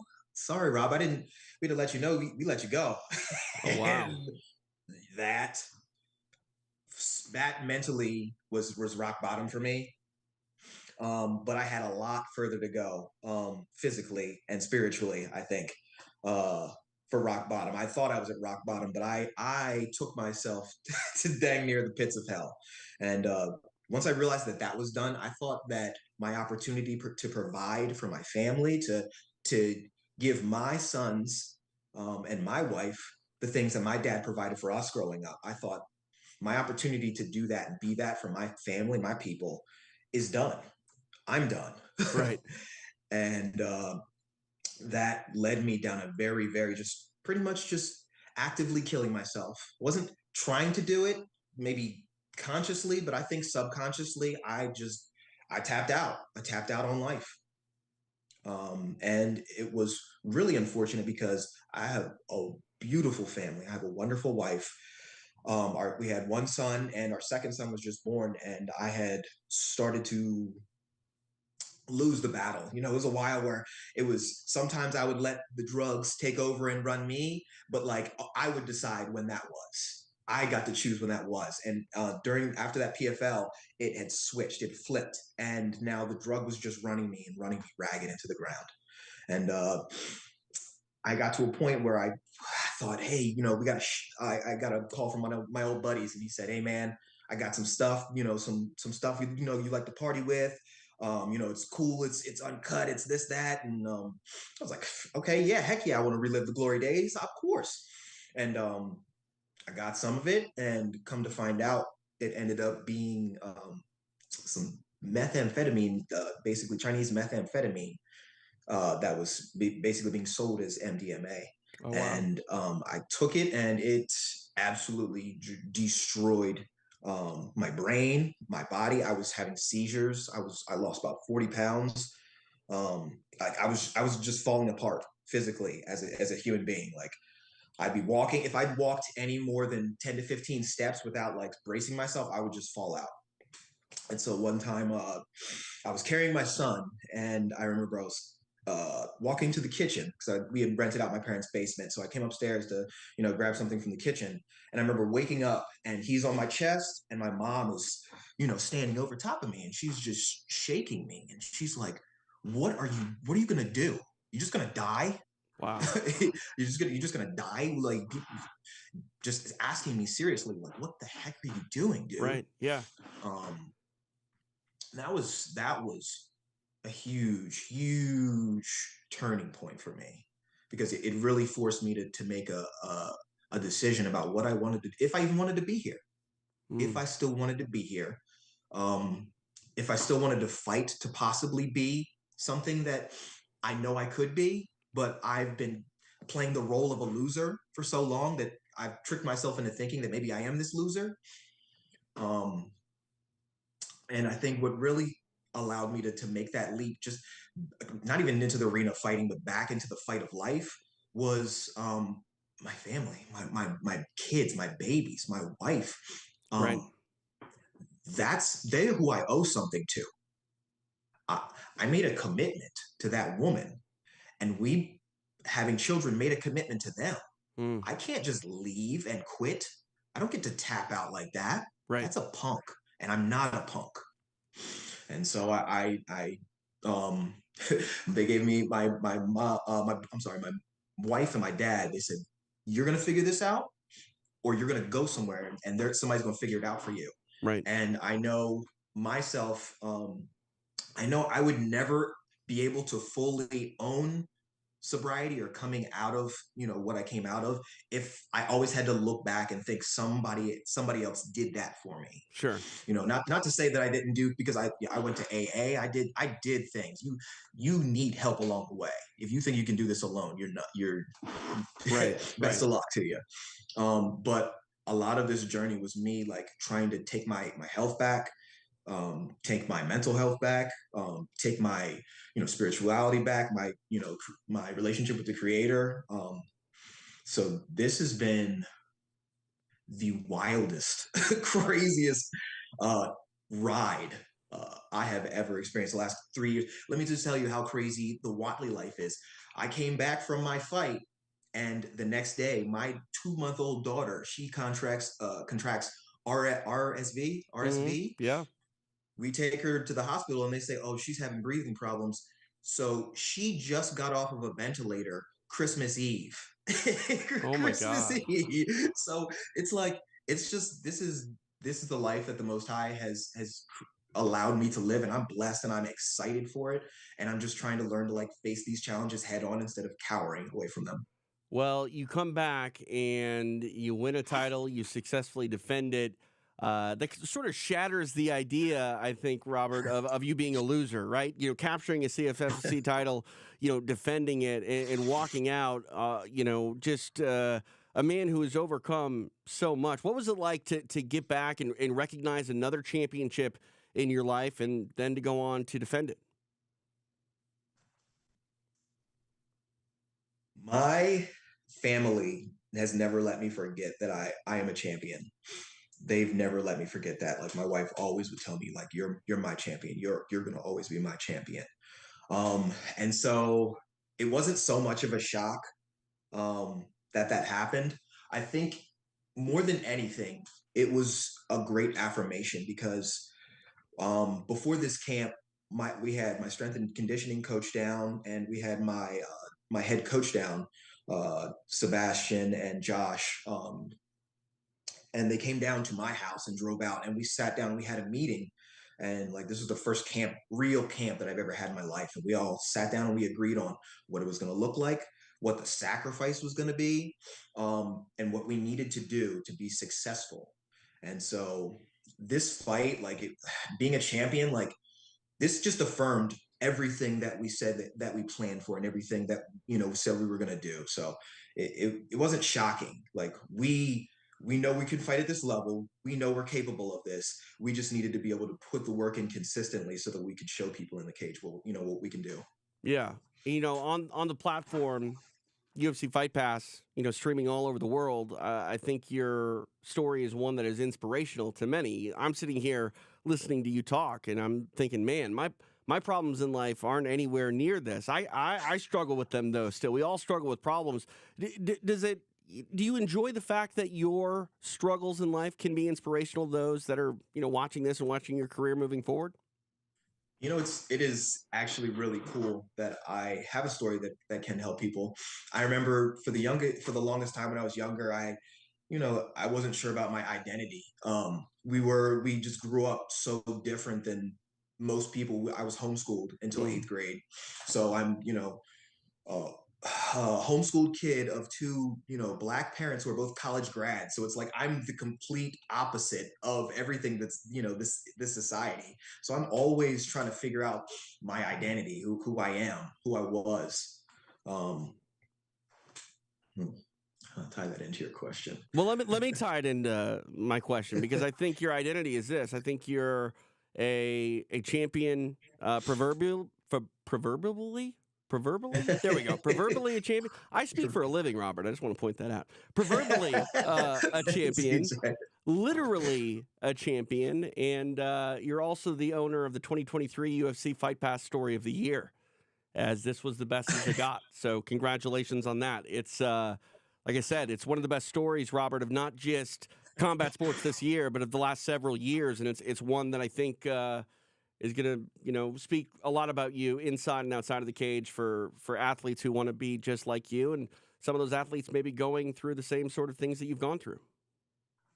Yeah, it's funny. I was actually just watching the Charles Oliveira story before I came over here, and to your point, we all have struggles. What may be a struggle to me isn't a struggle to you, and vice versa. So I don't ever want to look at anybody's struggles or look down at anybody's struggles, because, man, let me tell you, sometimes for perspective, I will look at a Charles Oliveira and I'm like, I ain't grow up in no favelas, not that bad. Right. So perspective is key, man. But I truly do appreciate this opportunity, because I think earlier in life I ran away from opportunities to be a leader or to possibly help people. And so now to have that opportunity again in life, I want to take full advantage of it. So it's a beautiful thing, and I'm blessed.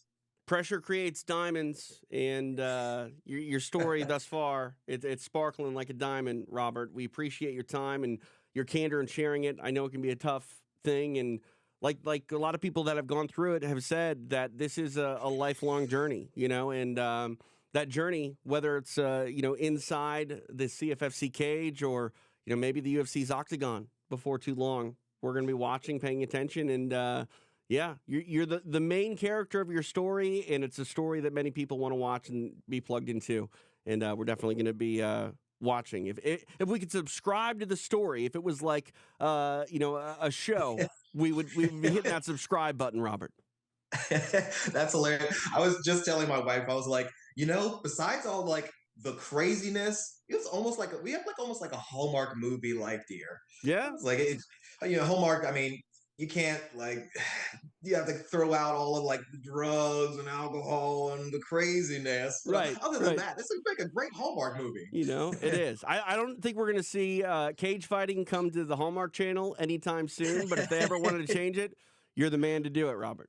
Here we go. Well, TJ, I really appreciate you having me on, brother. Thank you so much. My pleasure. And again, congratulations, 2023 Story of the Year winner, Robert Watley. You can follow his career and the things that he's done right now on UFC Fight Pass. Well, it wouldn't be the 2023 year-end UFC Fight Pass Awards if we didn't hand out another award to our perennial. Is that the right word? Perennial Journalist of the Year? I think that's you, Chase Hooper. All right. I don't know. I just get punched in the face, so I think all that knowledge is gone. I mean, here's the thing. You say you just get punched in the face, yet you keep winning this award year after year. Is this number 4? Got to be number 3 or number 4. I don't know. I feel like it's got to be rigged at this point. I mean, I think the judging's rigged. I'm going to call that out. I would say that you've just intimidated our judging panel, but, you're generally not the guy that's sort of a bully, but I will say this might be why you're a pro. You're sipping coffee, doing things like this. Like that goes a long way in our, judging process, Chase Hooper. That's fair. It's I don't know, some journalistic qualities, I mean, a lot of people have been talking about Shohei Ohtani, this time of year and where he was going to sign. And you broke the news that he, in fact, signed up with UFC Fight Pass. Sure. Yeah. I mean, from the Fight Pass account too. I just hacked it, Just, I'm out here doing the research. I don't know if I earned the award enough, this year or not, but, maybe next year, we'll put more into the journalism side of things on the Fight Pass budget. I mean, we got big things coming up. Let's be honest. You walk up to Jorge Masvidal, say Ben Askren's your dad, do an interview with a microphone that's not even plugged in. Like, we had to give you the award for the next 5 years. I think we're still on that run. That's fair. I pulled like what all the billionaires do, where they claim all the losses on their taxes and then they don't have to pay them for 20 years. Right, exactly. That's what I've done with I banked it. Right. Yeah, you're just you're coming out way behind, but somehow way ahead. I'll take it. Or something. I mean, I don't know, maybe next year you got your hands full. Nina Drama's out there. She's trying to make MMA media great again. I would like to be a part of that. Let me hop on the make MMA media great. Oh, little CTE moment there. Make MMA media great again. I'd like to get on that train. I mean, I gotta get to the press conferences. Maybe get me on there. Get me asking some questions. We'll see. See what Uncle Dana. I like the idea that you're running like in tandem with Nina Drama. You're not going to try to take it head on. Like, you're already like saying like, hey, might as well just join the effort and the cause. Well, let's play the long game here. Sometimes you got to pull, what the ladies do. They pretend to be friends with people. Me, I'm not sure yet. Wait, are you saying that Nina's not my friend? No. Oh, okay. No, I'm saying I might be pulling that card. Wait, are you my friend? I think you're my friend. Oh, for sure. Yeah. Okay. Yeah. Perfect. Yeah. All right. Well, we're actually going to make you do some journalistic things today on the program as we get closer and closer to the final year-end awards for 2023. And who better? We already talked about interviews. Who better than to share some of their thoughts on the interview front? Yeah. Than you. I agree. It's great. So you want to look at some nominees for potential interview of the year with us? Yeah, let's do it. All right. I'm curious, when you are at home as a fight fan, Chase, what do you prefer out of your, interviews, your post-fight interviews? Do you like someone to be funny? Do you like them to be intense and honest? Is it case to case? Like, what are you looking for in a good post-fight discussion? I will say definitely case by case. Like if people have stuff going on, then they want to be a little more serious. I appreciate that. But, a funny interview always stands out, I think, a little more than, again, like trying to be a tough guy. But that's just me. That's my taste. I don't know. You just got in a cage fight. You don't have to prove to anybody that you're tough anymore. You don't have to be, calling people out too crazy. But there's exceptions. There's always some good ones out there. All right. Let's take a look at our first nominee for interview of the year. This is Thomas Peterson. It happened at LFA, and let's take a look at it. Guys, I'm with Thomas Peterson over here. You heard the crowd at the end of the fight, man. How are you feeling with that performance? Woo!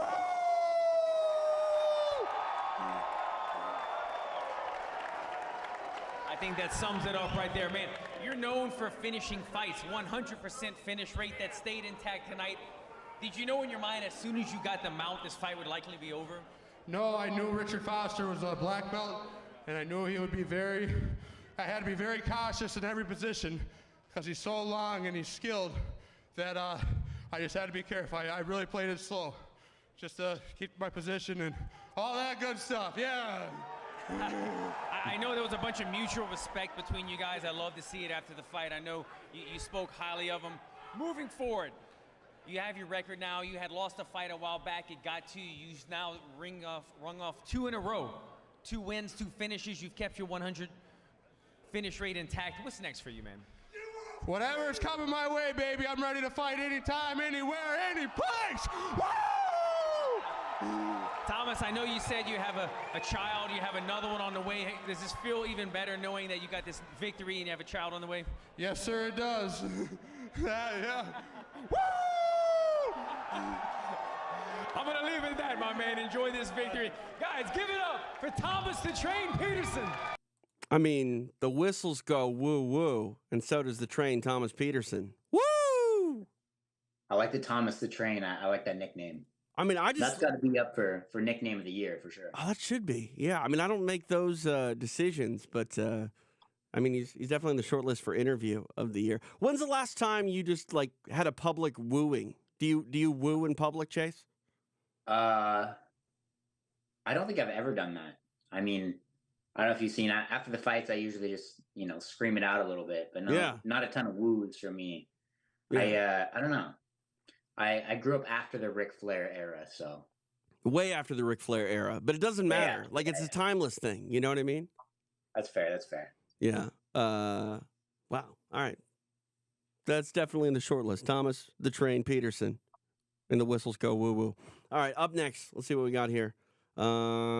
This one, Jim Wallhead and Reese McKee. It's from Cage Warriors 153. Let's take a look at it now. Again, one of the nominees for Interview of the Year on the 2023 UFC Fight Pass Year-End Award. He's going to join Dan Hardy. I'm here with your champion. What a performance that was. And let me tell you, I've trained with this man my whole life. That was an incredible performance from Reese McKee.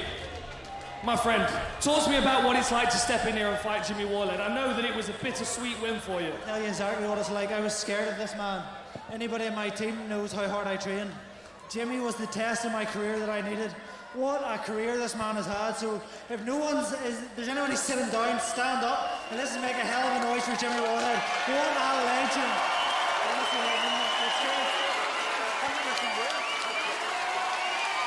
Jimmy Wallhead forged the way in this sport in the UK, and to stand across and compete against him and be scared of him, what a fucking legend Jimmy Wallhead is. Why even talk about me when we can talk about the career this man's had? What a guy.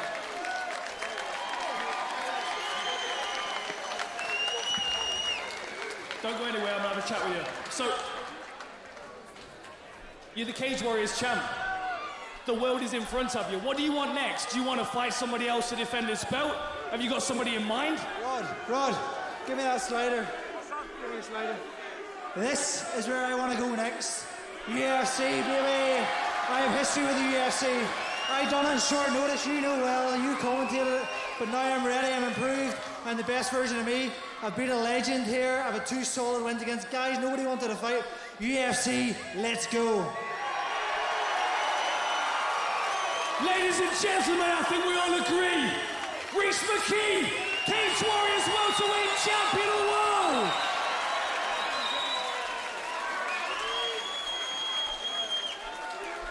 I gotta talk to you, Jimmy.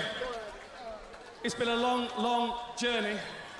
You have had some of the most amazing fights. You put some of the most amazing training camps in. There's kids in this arena that don't know the history that you've given to this sport, my friend. It was an incredible career.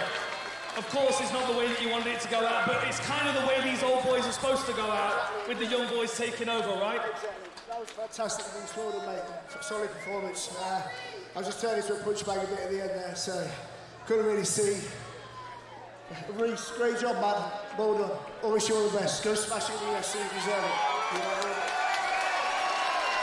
mean? One more question, and I think I know the answer. Is it time? Yeah, it's time. It's time to get home to the wife and kids.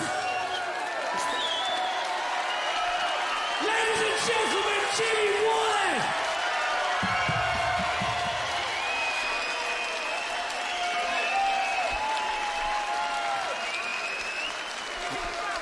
With a tear in my eye, guys, honestly, thank you, Jimmy Wallhead, for everything you've given this sport. Thank you for all the fights. Thank you for all the incredible moments. What a privilege it's been to be here tonight and call the Last Dance stand. So a tandem retirement there as Reese McKee and Jimmy Wallhead share a moment inside the Cage Warriors cage. That's got to be a tough situation to be in, you know, to beat a guy and sort of retire him on the way out. You know, it's almost like you don't want to over celebrate. You know what I mean? Yeah, that's fair. I mean, that's kind of the awkward part about those tandem interviews is like, but I guess that's the appeal side of it is people want to see the highs and the lows. And then, yeah, I mean, it's hard to celebrate a big win when you're just hearing a guy, you know, pour his heart out about, you know, the career that he's had and all that. Yeah, I mean that's I think one of the more like emotional end of the interviews, like not as funny, but still a good one. Real, raw, you know? That's why we watch the sport, for real raw moments. So yeah, agree. All right. Let's go to the next one. This one not from the world of mixed martial arts. UFC Fight Pass been your home for a lot of different sports, and one that has really come up on the radar recently is submission grappling, and we're going to go to the FPI mat for another nomination. This one featuring Nick Rodriguez. I'm here with your winner, the black belt slayer, Nicky Rodriguez. Nick, first, before we get to your run through the tournament, what was going through your mind when you were caught in that armbar? They didn't even realize it. It wasn't that much pressure on there. I thought it was just kind of flowing a little bit.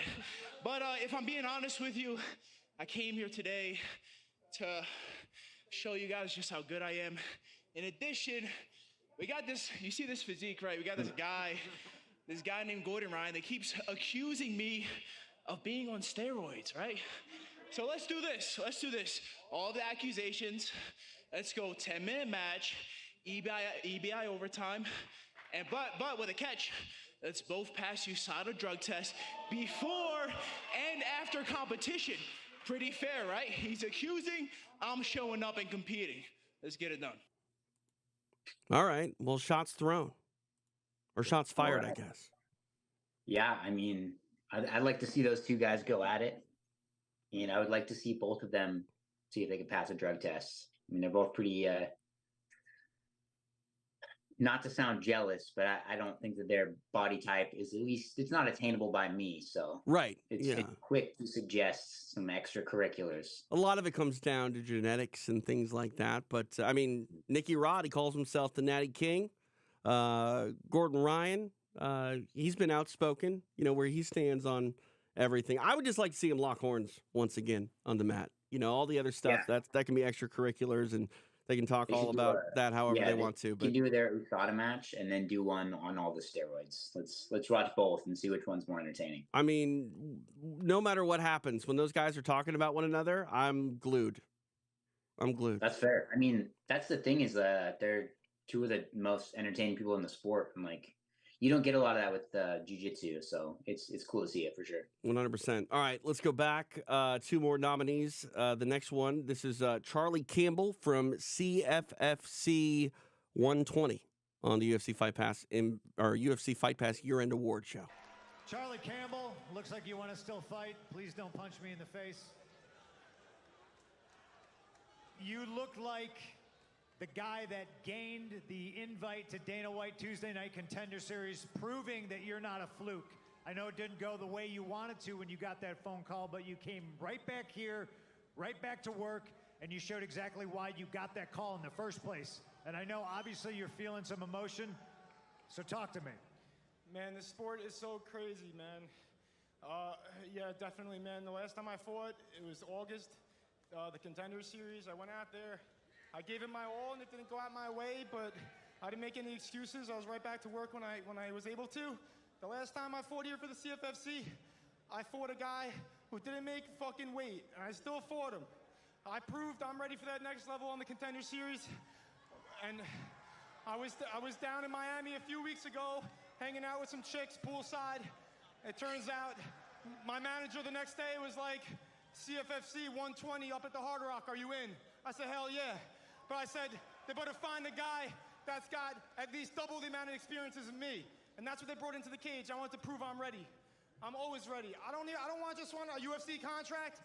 Sean Shelby and all the guys upstairs. I'm not signing that contract unless I fight a guy that everyone's turning down. I want to fight a guy that no one wants to fight. I want to fight a guy everyone's turning down. Give me that contract, and I'm not fucking signing it unless I get somebody that everybody's turning down. I don't care if he's in the top 10. Bring him to me. There's nothing else to say, ladies and gentlemen. That was a man right there who's got knockout power and a whole hell of a lot of heart. Charlie Campbell. Dang, Charlie Campbell. Spitting it real. Doing so next to one of the best promos in pro wrestling in CM Punk. I like it. Yeah, I like that one too. Again, that's another more emotional one, Not as much on the funny side, although being poolside with the ladies in Miami is always a good line. That's what I'm saying. That's what I'm saying. Yeah. Yeah, I mean, it worked out for him, didn't it? he dabbled a little bit. You know, he was real, and then, well, I mean, maybe he really was hanging out with the ladies poolside in Miami. I can't say that he wasn't. I believe him. I believe him. Yeah, I mean, I'm not going to tell him I don't believe him. I'll tell you that right now. All right, final one. We stick with the CFFC cage. Well, ruthless is the right word to describe Robert Mauricio. That is 4-0, 4 knockouts. Undefeated as an amateur as well. We'll just throw that out there as well. Perfect thus far in the career, but another first-round stoppage. Ruthless, tell us how you're feeling after that one. I feel great. I just want to say one thing. I don't really ever get emotional after fights. You know, you mean they call me Ruthless for a reason, but my dad, about a month ago, had a heart attack. He had surgery, and he's still in the hospital. He's still recovering. And when I see him, I never seen him like that before, you know. And you know, when it's a father figure that what the people think, or whatever they think about you, what they think about him, it doesn't matter what you feel about them, you know. And I love him, and I just want him to recover. I dedicated this fight to him. But when I heard about it 3 weeks ago, I told him that he couldn't be here. It was the first fight he ever missed, and I just want him to get better, man. You know, don't ever count out, or you know, don't ever take for granted how much time you have with somebody, because you never know when it might get taken away. So, thank you guys for coming out. I love all you guys. Dad, I love you. Get better, please. Wow, fighting with a heavy heart as well. Robert, I appreciate you sharing that emotionalness. I guess, I mean, how difficult was it for you? Did you know that, hey, I'm going to stay in this fight? Was there any talk of not being here tonight? What drove you to say, no, I'm going to go ahead and compete? No, listen, I'm very cut off from my emotions usually, like people in the gym. I get very angry, you know, but, you know, I'm very, you know, set off. I separate my emotions when it comes to fighting and everything else when it comes to the cage. I fight, that's my life, that's what I do. I do it for a living. I do it all day, every day, eat, live, breathe, and sleep, Tiger Showman's and training. So there was no doubt in me fighting, no doubt at all. But this went out to him. I won for him because he couldn't make it here tonight for the first fight ever. That is a great statement. Listen, we're always looking for the next big names here. 4-0, 4 KOs. Listen, I know it's an emotional night for you, but let's talk about you. What is next for you? Because this is an incredible run that you're on. What do you see as the next move? First and foremost, I'm gonna get some cheesecake right now. Yeah, a bunch of talents out here. But whoever, man, give me somebody. I'm ready. I'm back at gym on Monday. I feel great. I feel awesome. Labor Day, we can have a little BBQ back in the gym. You know what I'm saying? Fantastic. Robert, congratulations. Shout out to your dad as well. He is a human highlight reel. He is ruthless. Robert Mauricio. Man, Ruthless Robert doing it big and getting a cheesecake plug in there as well. I mean, that speaks volumes to me. I'm a guy who likes some good food banter, Chase. Yeah, I mean, I think the cheesecake and the barbecue, that was definitely added the last little touches on there for me. You got the emotion, and then you got a little bit of funny with the cheesecake, and you know, as someone that has been in there myself before, I know how much I'm always looking forward to food. So I think that one's a pretty real interview. I appreciate that one. Yeah, and shout out to John Morgan, because they say it takes 2 to tango in a fight. If you can't hold the interview and sort of direct it the way that John Morgan did, it can get real squirrely real quick, and Morgan did a great job with that one. That's fair. He's always used to having the first question, so he's always on it. That is true. That is true. He comes prepared because he's always first. All right, I'm getting the final word here. The winner is Jim Wallhead and Reese McKee, for good reason. Wallhead, a guy who's been around for a very long time. Reese McKee gets the win, retires him in the cage there. Special moment, I think, for both men, and special moment for MMA fans. Yeah, no, I agree for sure. I like Cage Warrior's been around forever, They got all the OGs in there, and looking forward to seeing what comes next for him. There you go. All right, well, what comes next for you? Like a 5th straight Journalist of the Year award, I would assume. Yeah, I mean, I guess so. I will have to... Maybe next year I'll give it to the only, one that I know of that actually writes Fight Pass stories for UFC.com. So I think he's the only judge on the panel. He might have to get the award next year, unless I get some serious journalism in. But we'll see. We'll see. All right. Well, you've won thus far without having to do any real journalism. So maybe your contemporaries can step it up and actually challenge you next year. That's fair. Maybe we'll get him behind the camera. Who knows? I highly doubt that'll happen. He did it once, and I don't think it worked out. I mean, I think I owned him, to be honest with you. That's fair. All right. Chase, super appreciate it. Congrats on another Journalist of the Year award. And, maybe we'll talk about some more accomplishments next year, inside the octagon. Fair enough. That's the hope for sure. Awesome, Chase. Thank you, sir. We continue on with our 2023 year-end wrap, and I'm pleased to be joined now by Eric Garcia. Eric, I don't even know what your title is. You're such a mover and a shaker in this sport. Obviously, pivotal with Fury FC and Submission Under Pro, but an integral part of our UFC Fight Pass Invitationals. You're a guy that's probably not sleeping too much just in the day-to-day grind. I try and sleep as much as I can, but you're right. It's not a lot. It's not enough. I try and squeeze in a little nap here and there during the day when I have time, but I like to move around. I like to stay busy. There's nothing better than a solid 15-minute cat nap. Yeah, that's kind of a tease for me. Like if it's not 45 minutes to an hour, I'm not doing it. Yeah. No, I hear that. I've heard that if you can't sleep 4 hours in a night, don't even bother. It's not even worth it, they say. That's how I feel about naps. If it's not 45 minutes to an hour, I'm not doing it. So Fury has been really this staple in developing talent and the next sort of hot prospects coming up through the pipeline. Another solid 2023, and it sounds like from everything that's going, and there's been some ink put on paper that Fury is going to be here on UFC Fight Pass for many years to come. Yeah, we've had a great relationship with UFC Fight Pass. We love working with the Fight Pass team. We just completed our 3rd year on Fight Pass, and I was in town last week, and I went into the office, and we signed a new deal. So we will be back in 2024. We did a 4-year deal with a 1-year extension, so it's looking like another 5 years with Fight Pass. That's phenomenal. That's awesome. It's kind of crazy to think that there was ever a time where Fury wasn't on Fight Pass. Yeah, I mean, it's gone by so fast, and I think about the times that we weren't on Fight Pass, and I remember the struggle at the beginning and how the promotion came into, and I remember the talks and stuff, but to go back to what it was, it's hard. It would be hard to do. It's hard to remember exactly how we started and everything, Yeah. I mentioned you're also an integral part of the Fight Pass Invitational. You got the Submission Under Pro as well. We can see more Sub 100 Pros on Fight Pass? Yeah, so Sub 100 Pro's going back next year too. We did another deal. So we'll have at least 6 events on Fight Pass next year. That's phenomenal. The world of Brazilian Jiu-Jitsu and Nogi grappling has taken off in a way that I don't know if many people thought it would get to the point where it's at now. And they're legit stars. I saw your Fury podcast. You had Nicky Rod on there. That dude is a legit star in the world of not just Brazilian Jiu-Jitsu, but combat sports as a whole. Yeah, he's such a good human being too.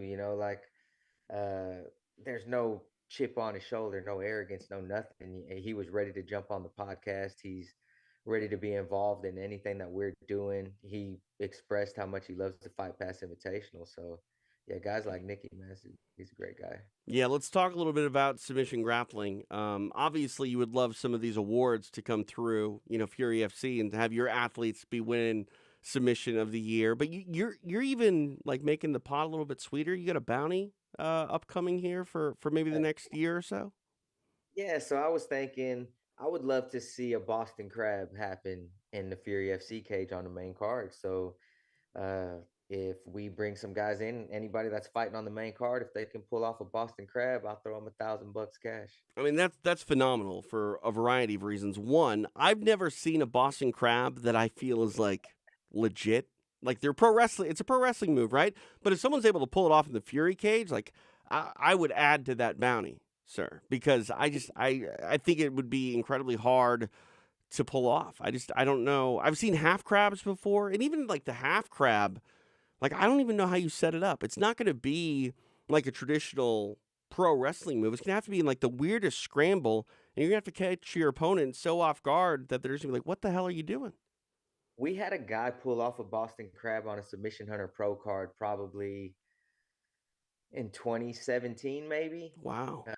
Yeah, Kurt Zettelmoyer was the guy, and he's a wrestling fan, and he pulled it off, and the guy tapped to the Boston Crab. So we'd love to see it. It hasn't been seen in MMA though. I'd like to see it in the Fury cage. Yeah, I mean, I'm just curious, like, what has to happen for it to happen? Like, I remember there was a time where Vitor Belfort, everyone was talking about Vitor's Brazilian Jiu-Jitsu game, but he was like this stud boxer and was knocking everyone out. And I think there was a fight in the UFC where he pretty much knocks a dude out and then decides to throw him in the armbar to throw, like, see, you're right, I do have that submission game. Like, do you have to knock someone out cold and then put him in a Boston Crab? Maybe. That's what I would think. I'd be like, man, you'd have to rock this guy really good and drop him to where he doesn't know what's going on, and then turn him over and put him in the Boston Crab. I will also give a bounty out to anyone who can tell me why it's called the Boston Crab. I've looked this up, Eric. I cannot figure out the source or origin of why this move is the Boston Crab. Yeah, I have no clue. I would have no clue. That might be a Walker question. I mean, I think it will elude him as well. Like, I get, like, the Peruvian necktie. That's Tony D'Souza, who was from Peru. He came up with that, So, like, I get some of those origin stories. But the Boston Crab, like, I don't know what that says about the people of Boston. I don't know what it says about the people that try to use the move. It's definitely a strange one. Yeah, I'm clueless on that one as well. But you've seen this in a submission grappling match, like a legit Boston Crab. I've seen a legit Boston Crab. I'll have to find the video and send it to you. I can't wait. Yeah, but Kurt Zettelmoyer was the guy who did it. He's a black belt now, a Gracie Baja black belt. It was a no-gi match, and he pulled it off. And after he pulled it off, he actually got a canvas made of the picture of him pulling it off, and it's hanging up in his gym. Oh, dude, I would have that on a business card, and I'd be handing that to everybody like, hi, I'm TJ DeSantis. I pulled off a Boston Crab. Yeah, that's awesome. Yeah, I'm going to send you that. What would your finishing move be? Honestly, I like the baseball bat choke. Okay. All right. And a lot of people have seen me compete years ago, but I would go for that, and I pulled it off probably like 3 Submission Hunter Pro events in a row. That's pretty awesome. Yeah, and it's in a submission only match. It would be a baseball bat choke. I probably wouldn't go for that in MMA unless I already got the guy in a good position and he's down. But right, many risks when it comes to fighting. It's funny how that works. We've seen this leg attack game in BJJ. It hasn't necessarily carried over to MMA quite yet. There are some guys that do it, but that is one thing I will say. The submission grappling world has changed so much in its level of technique and intricacies over the last few years that I'm curious if we ever see like a guy like Gordon Ryan make the jump to MMA. What does his MMA game look like? And you see like a Ryan Hall that would play his game in the cage, right? But to see Gordon come over, I think it'd have to be very big reward. Oh yeah, oh yeah. A lot more than $1,000 bounty for a Boston Crab. Let's just say there that. You go. Yeah, he's looking for $1 million bounty. Oh probably. yeah, absolutely. All right, Eric. Well, I appreciate your time. Best of luck here in 2024 and beyond. Congrats on that extension. 5 more years of Fury on UFC Fight Pass. We got Submission Hunter Pro, and man, hopefully a whole bunch more FPIs as well. Hope so, man. We'll talk soon. Thank you so much. Well, it's another big year for the man known as Nick Rodriguez, the Natty King, kind enough to join me here on this look back at 2023 UFC Fight Pass. Gonna put a bow on the year that was. And Nicky, I mean, what a phenomenal sort of showing you had this year on the Fight Pass Invitational stage.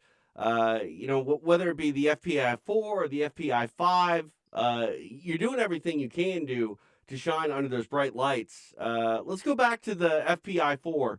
What was that experience like, and do you feel as at home as you appear on that stage? Yeah, every time I compete, I try to adapt towards the ever-changing rule sets of jiu-jitsu and my different opponent strategies. And yeah, I'm definitely at home. Competition is where I shine. In the gym is fun and all that, but to have the ability to compete carelessly as far as like not caring if I hurt my opponent or not. That's fun for me. So yeah, definitely at home the competition matches. Going back to the FPI 5, you mentioned the ever evolving and ever changing rule set. Had an interesting rule set that night with some point deductions. Ultimately, you get the job done against Yuri Samoish. Recap that night for me a little bit. Yeah, Nicky Rod versus Yuri Samoish. He's the reigning ADCC absolute champion, so definitely one of the best grapplers in the world, pound for pound. And I was able to go out there and essentially dominate from beginning to end. I got a negative for pulling guard early on, but that was just due to my incompetence of the newer rule set. But soon after that, I was able to take control of the match, passing guard multiple times, sweeping, and ultimately just winning it in a very dominant fashion against one of the best opponents there is. Yeah, it was a pretty dominant night for you. It was weird seeing that negative point, though, next to your name for a very long time. And we saw the clip, basically you arguing that maybe Samoy should have a negative from bottom. Were you frustrated at all that he wasn't giving you that much in the match? No, I wouldn't say frustrated. I mean, I always just blame myself. If I like winning by points is cool, but I really want to submit my opponents. But it comes with time. I'm a new black belt, and I've been competing at the highest level for about 5 years now. And now I'm starting to dominate everybody, and soon enough I'll be subbing everybody. You were nominated for Interview of the Year in both your FPI 4 and FPI 5 post-fight interviews, where you're going after Gordon Ryan a little bit. You think we get that match? You think we see you guys on the mat again? I'm sure we'll definitely compete against each other. I don't know if it'll be pre or post ADCC. If he does his weight class in ADCC World Championships, I'll definitely see him there. But I think he's he caught me when I was new to the game. We competed last time. I had about 3 years of experience.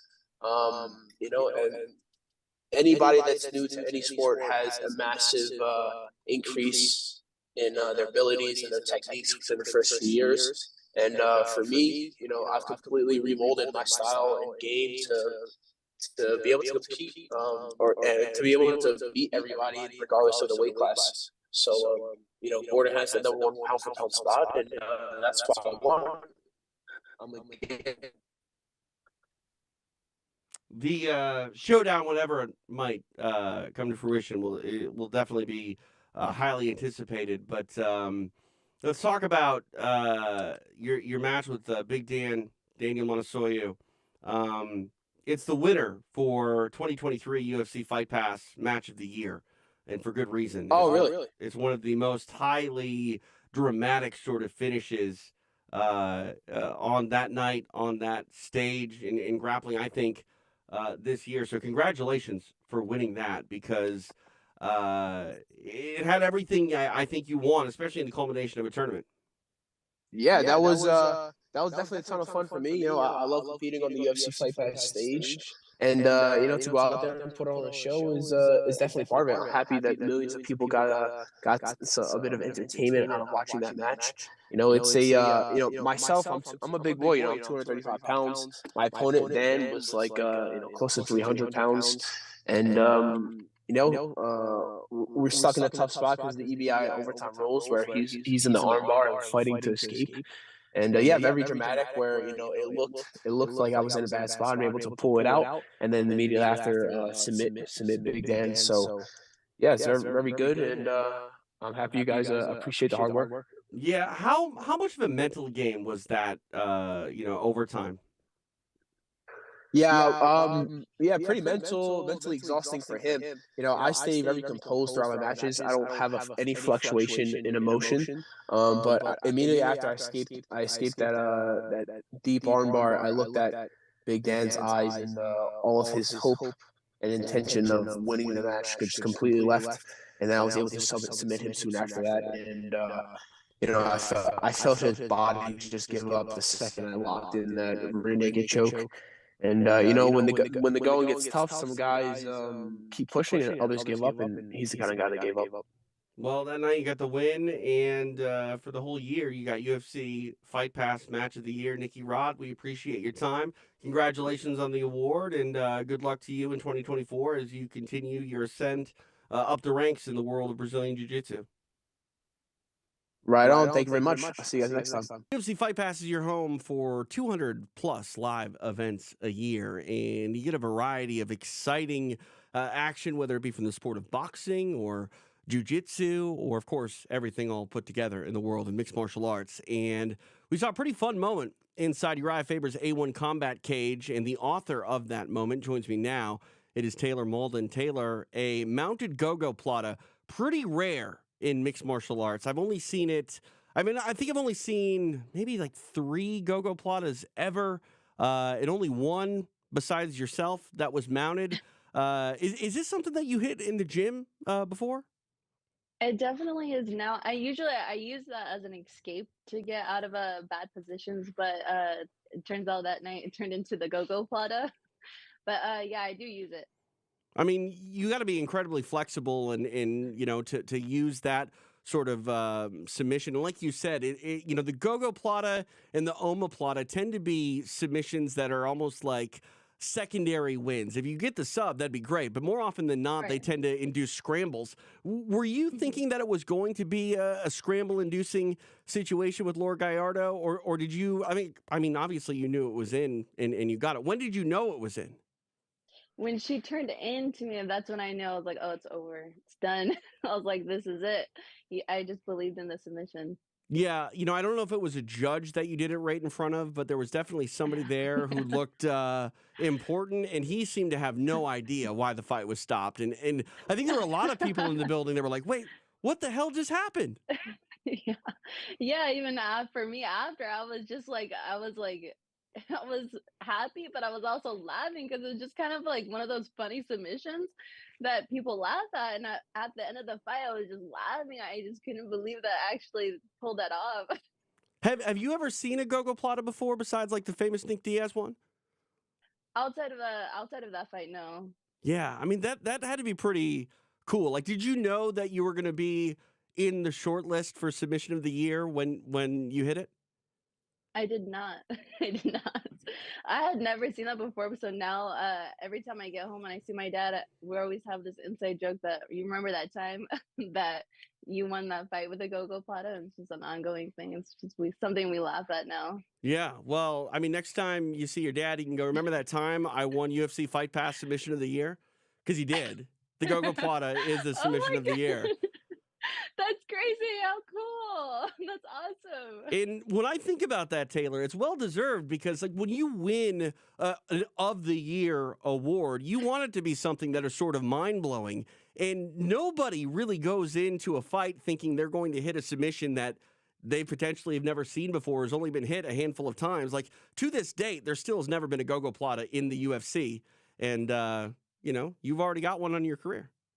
Yeah, I'm definitely honored.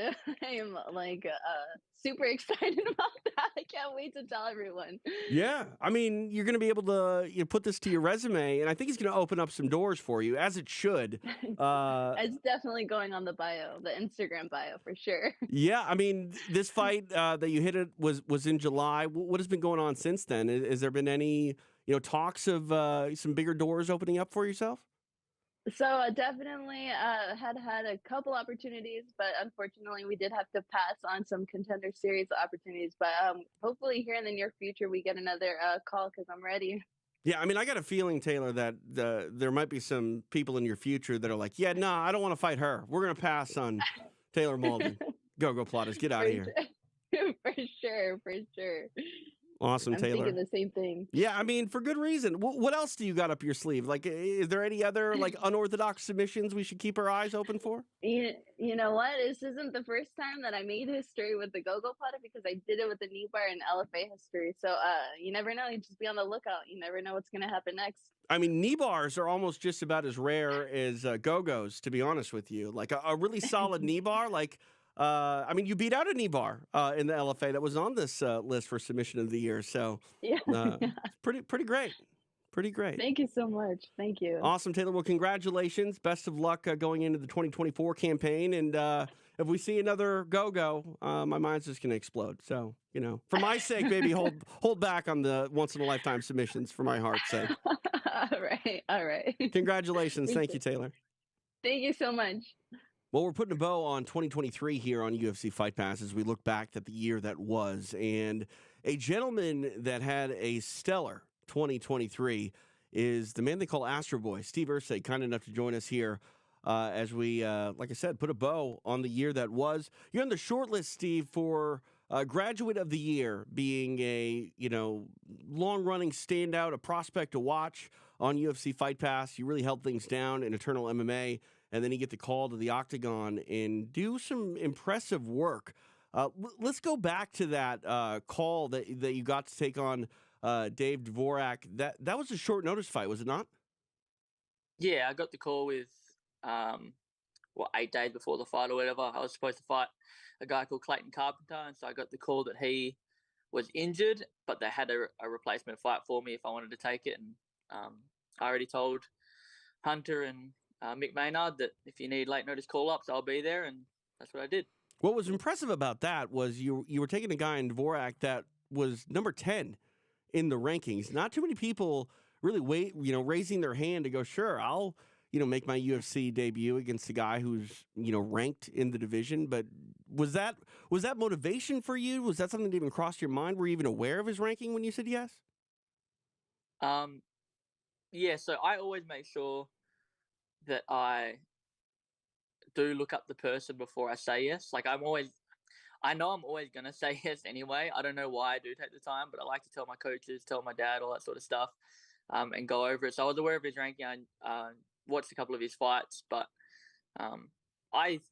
my goal is to be the best in the world. And if you are going to be that, I don't think turning down people because they're a little bit too tough at this point in my career, blah, blah, blah. I don't necessarily think that's what makes a champion. So I'm going to say yes to the biggest challenges they can give me, and we'll see what happens. Well, you made the journey from Perth to the UFC's Octagon and going back to that Dvorak fight. I mean, it seemed like you were the long-running, ranked fighter there, because that was a hell of a fight. It was a very tough fight, closer than I think maybe some would say. But that said, like, I watched it back today, and I guess knowing that you got your hand raised in that fight, Steve, it made me feel even more confident about the performance that you turned in. But, 29-28 twice, 30-27 by one judge your way. It seemed like your corner thought you were 100% in control. What was your mindset like, going into the judge's decision? I was pretty confident I'd won the fight. In the second round, to start with, it wasn't going my way, but I did drop him during the round. So I thought that was the most influential part of the round. And then the last round, I was the one doing the most work. Like, he did get me down once or twice, I think, but then I got him down, and I think I didn't, like, the third round, I thought I did enough to secure it. The first round, again, I started well, but he finished better. So I thought it was 29-28, but I was confident I'd done enough. Now, help me out here a little bit, because a lot of athletes, when they get to the UFC, they tend to freeze up just a little bit. Even if they have a great performance, they tend to freeze up during the walk, during, Bruce Buffer's intro, something along those lines. You seemed like you were cool as a cucumber. What is that true? Like, did you feel any extra pressure fighting the Octagon for the first time? Yeah, of course there's extra pressure.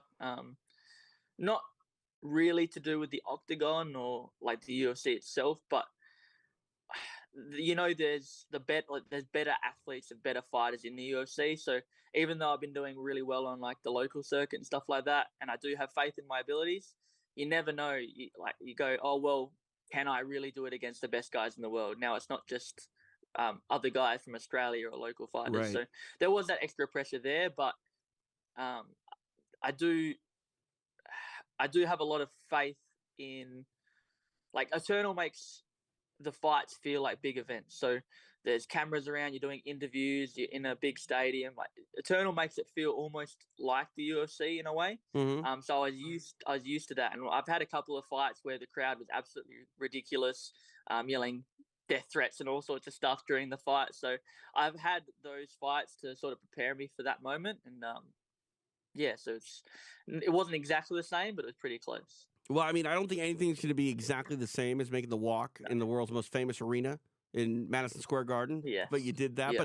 But credit to Eternal. I think you are right in the sense that you are better for having that experience. And while it might not be the UFC, anything that makes it feel as big as it can be is going to prepare you for that ultimate stage. Yeah, exactly. What was it like fighting in Madison Square Garden?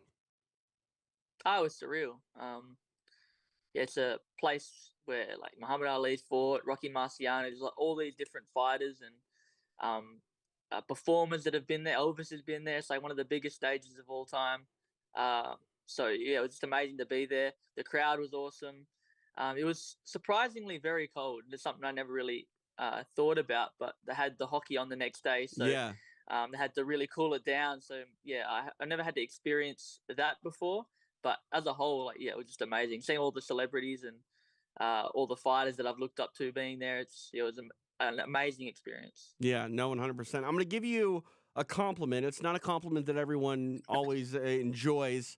And as long as we're not leading with it, I think it should be received as a confident or as a compliment. You got a chin on you, Steve. You can take a punch, man.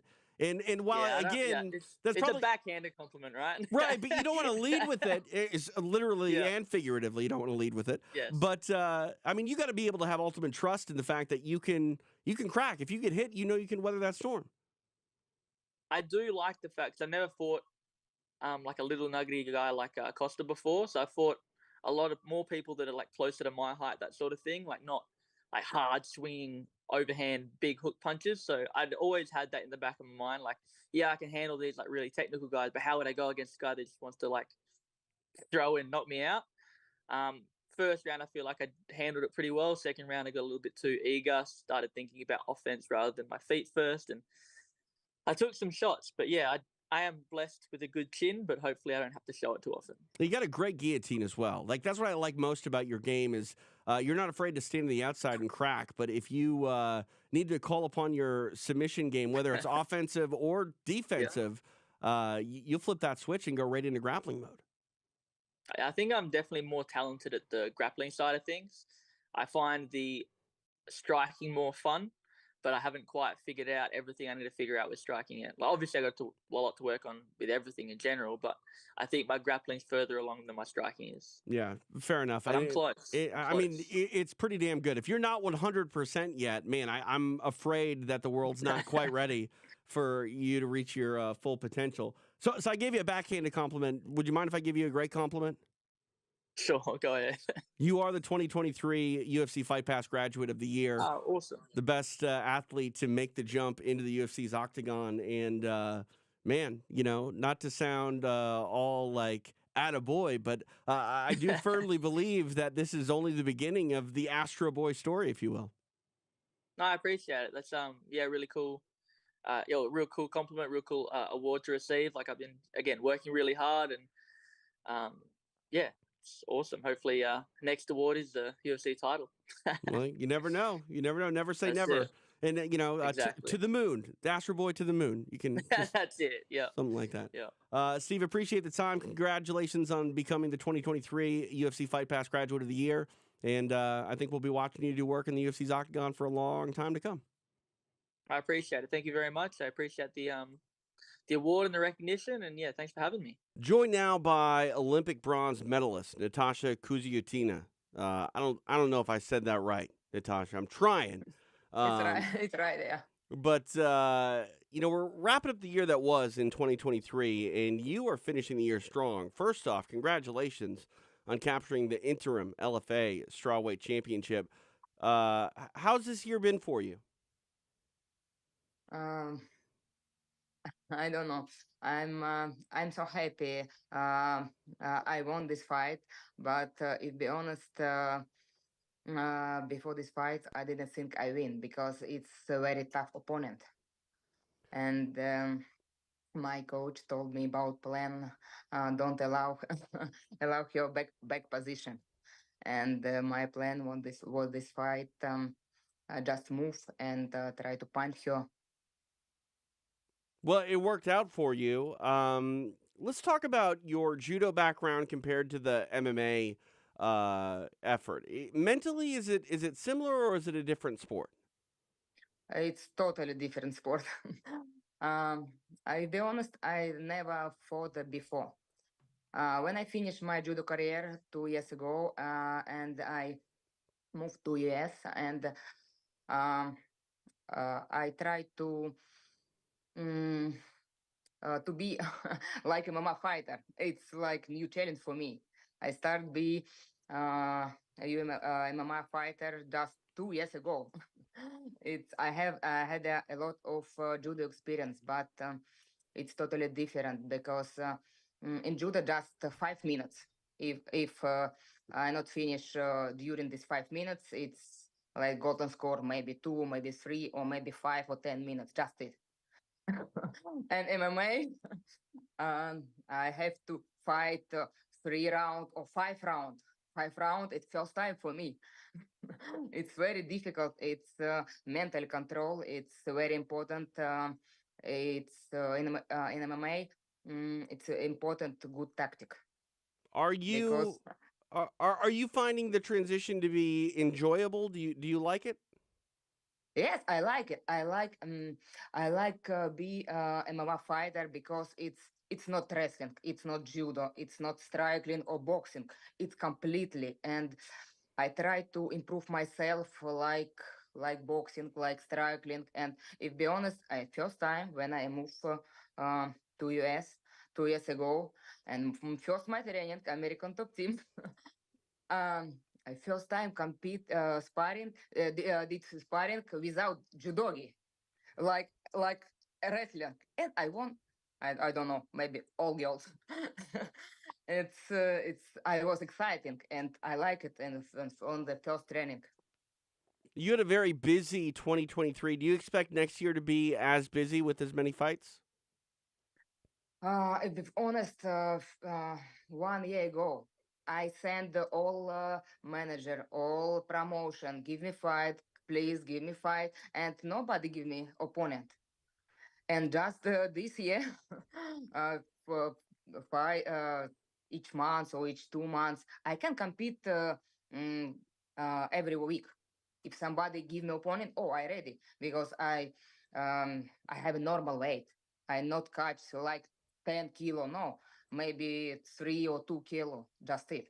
And if somebody told me, oh, okay, next week or next day, okay, I can. What is your goal in 2024? To be honest, I love UFC. I want to be UFC fighter.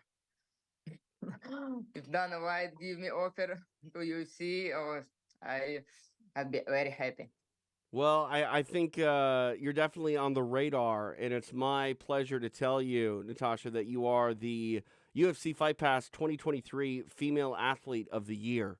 No woman shined better than you did on the UFC Fight Pass platform. So, congratulations! You're the best woman that did it this year on Fight Pass. Thank you so much. I'm happy, and I teach kids. I show kids my judo technique to MMA. It's mm, respect opponent before fight and after fight. I throw partner, take them down, and I give him respect for this fight. And I wanna I wanna show my kids my good judo technique and good punching too. Well, that judo technique is taking you places in the world of mixed martial arts, and so far so good. Big year this year. We give you the Athlete of the Year award, and can't wait to see maybe you inside the octagon coming up in 2024. No, that's tactical. Please be joined now by Boris Adeguzel. Did I say that right, Boris? No, it's Baris. But Boris, you know, I Yeah, mean. A guy's knocking people out in 16 seconds, and someone like me can't even say his name right. I apologize for that. I'm trying to get it done. I got a feeling a lot of people are going to be saying your name correctly moving forward, man. What a year it was in 2023. 2023. I don't understand. It was a big year for you. Yeah, it was a really big year. That was a 2 win for 1 lose and a big knockout. So I finished the year really good. But it's only the beginning. It's only the beginning of the story. So I think 24 it's going to be like big year for me because I hope that I'm gonna fight a lot and bring a lot of more chaos, more high level fights. Let's talk about the biggest knockout. 16 seconds is all it took over Alex Bertinazzi. Did you expect to perform the way you did in that fight? Did you expect it to be so fast? Little bit because when I watch his fights of Alex, he was not a striker. He was a wrestler, and he was really open, in his game. And uh, in my mind, I was thinking that if he did a mistake, I'm gonna punish him because I, I punch hard with my left hand. So I was hoping in my mind that if he make a mistake, I'm gonna finish him like quick. And when we start the fight, he did the big mistakes he can do in his life, and he just run through me, trying to knocking me out. So I did it. So yeah, I was expecting that a little bit. Yeah, I got a feeling no one is going to run at you like that anytime soon. When you connected, did you know that it was a wrap right away? Yeah. When he run through me. I just did like moving my head, and when I touch, and I just go away, because I in my mind I knew that it's finished, because I saw his body, going down, and I say, yeah, it's finished. I don't go jumping him and trying to punch, doing more damage. It's not. It's a sport. We don't have to do more damage. It's a big damage for his brain, but we don't have to do more. Have you ever hit someone like that before? Yeah, yeah, a lot. And when I was amateur, when I was 18 years old, when first time they tell me that you can knock people out, and with big gloves, I punch, and they fall. And in this time, I knew that I have a big left with my left hand, big power, So I improve it, I improve it, I improve it, and I believe that in the future you're gonna see a lot of more knockouts with my left. It's for sure because I work hard about this. I really work hard. What I think was most impressive about it was the fact that you were backing up. You landed that shot while being pressured, and shades of Chuck Liddell. Chuck would land that overhand right, but a lot of times it was backing up. And fighters that have power backing up, they're problems. You're a problem, which I guess is good for the nickname. Problem. Before they call me problem, and after we change it, we say that I'm a sniper right now. So it's two nicknames that we can use. And yeah, it's in my game, I really love the striking game. I really love it. But my wrestling is pretty good. My jiu-jitsu too, I'm a purple belt. When he run through me, I can go for wrestling, taking him down. But I think that it's your feelings. What you the choice you do. It's important. In this time, and I'm happy that I did this choice. In this time. Well, you were also the choice of UFC Fight Pass. I'm telling you now, you've won Knockout of the Year for 2023. Yeah. This is the best knockout we saw on UFC Fight Pass. Crazy. Yeah, congratulations. That's yours. It's your award. No one did it better than you. And it's going to set a tone. I mean, this one's going to be hard to beat for next year and years to come. I don't know, but when I saw the other knockouts, I was like, yeah, maybe not this year. I'm gonna trying to do great the next year. But yeah, I'm like, I think this award can open me a lot of door. So, and and I hope that. But I'm pretty emotional because when I lose my first fight in Cage Warriors, I tell in my mind that maybe I'm not coming back because I get a lot of injuries in my young age, and when I come back, I a lot of doubt, in my mind I was telling that maybe I'm gonna lose again, I'm finish my career, so coming back like this was crazy, man, and like taking the fight of the knockout of the year award, it's crazy, and in the UFC Fight Pass, that's really really crazy. Yeah, I mean, we have like 200 live events, and no one scored a better knockout than you, and that says something. So I assume the doors are going to be opening, and anytime you get the call, we're going to be paying attention. Yeah, that's for sure, and it's I'm really really emotional because first of all, when they tell me that I'm gonna talk with you, and they tell me that it's because I am nominated, it's not because I won it, so I was not expecting this, so I'm really happy, man. I'm really happy, and I hope that that's going to open a lot of doors. I'm gonna work hard, more hard, and trying to the best I can do it to come to the top, and we can talk again. Can talk Absolutely. again. I look forward to talking many more times here in Yeah. 2024, and hopefully we'll see more performances like that one. Thank you, sir, and congrats on Knockout of the Year. Thank you to you, man. It's crazy. It's crazy. Thank you. Thank you very much. As we put a bow on 2023, I am joined now by Callum Walsh, who you've seen shine on UFC Fight Pass in the Squared Circle. Callum, how many times you fight in 2023?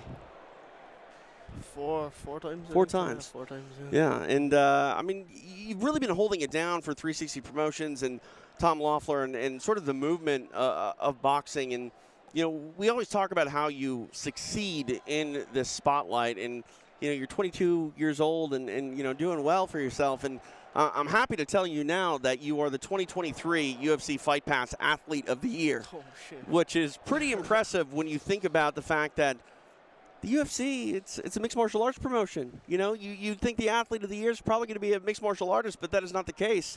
It belongs to a boxer, and Callum, congratulations. Oh, that's crazy. Yeah. Thanks very much. I appreciate that. Yeah. Yeah, I mean, it's been quite a journey for yourself. I mean, obviously, fighting in Madison Square Garden, it might trump being the Fight Pass, Athlete of the Year, but, you keep excelling. I mean, are you able to step back and enjoy the ride, in the middle of it all? Yeah, I'm enjoying it, but right now I'm just thinking about how many fights I've seen on Fight Pass, how many events I've been to on Fight Pass, and to be the Athlete of the Year is it's unbelievable. I'm very happy and I'm very grateful for everything that Fight Pass has done for me for my career, and I don't know, it feels good. Yeah, I mean, I don't mean to rain on your parade. This is pretty much all the trophy you get is another interview with me. I'm looking around for the trophy. No, I don't got much anything but this. But honestly, you mentioned it. Think about all the promotions and the shows that are on Fight Pass, all the athletes that fight multiple times, to sort of be the torchbearer and be the poster boy for success. I mean, that means something. And, I'm still surprised that it doesn't seem to affect you. Like, you just step up and go out there and go to work.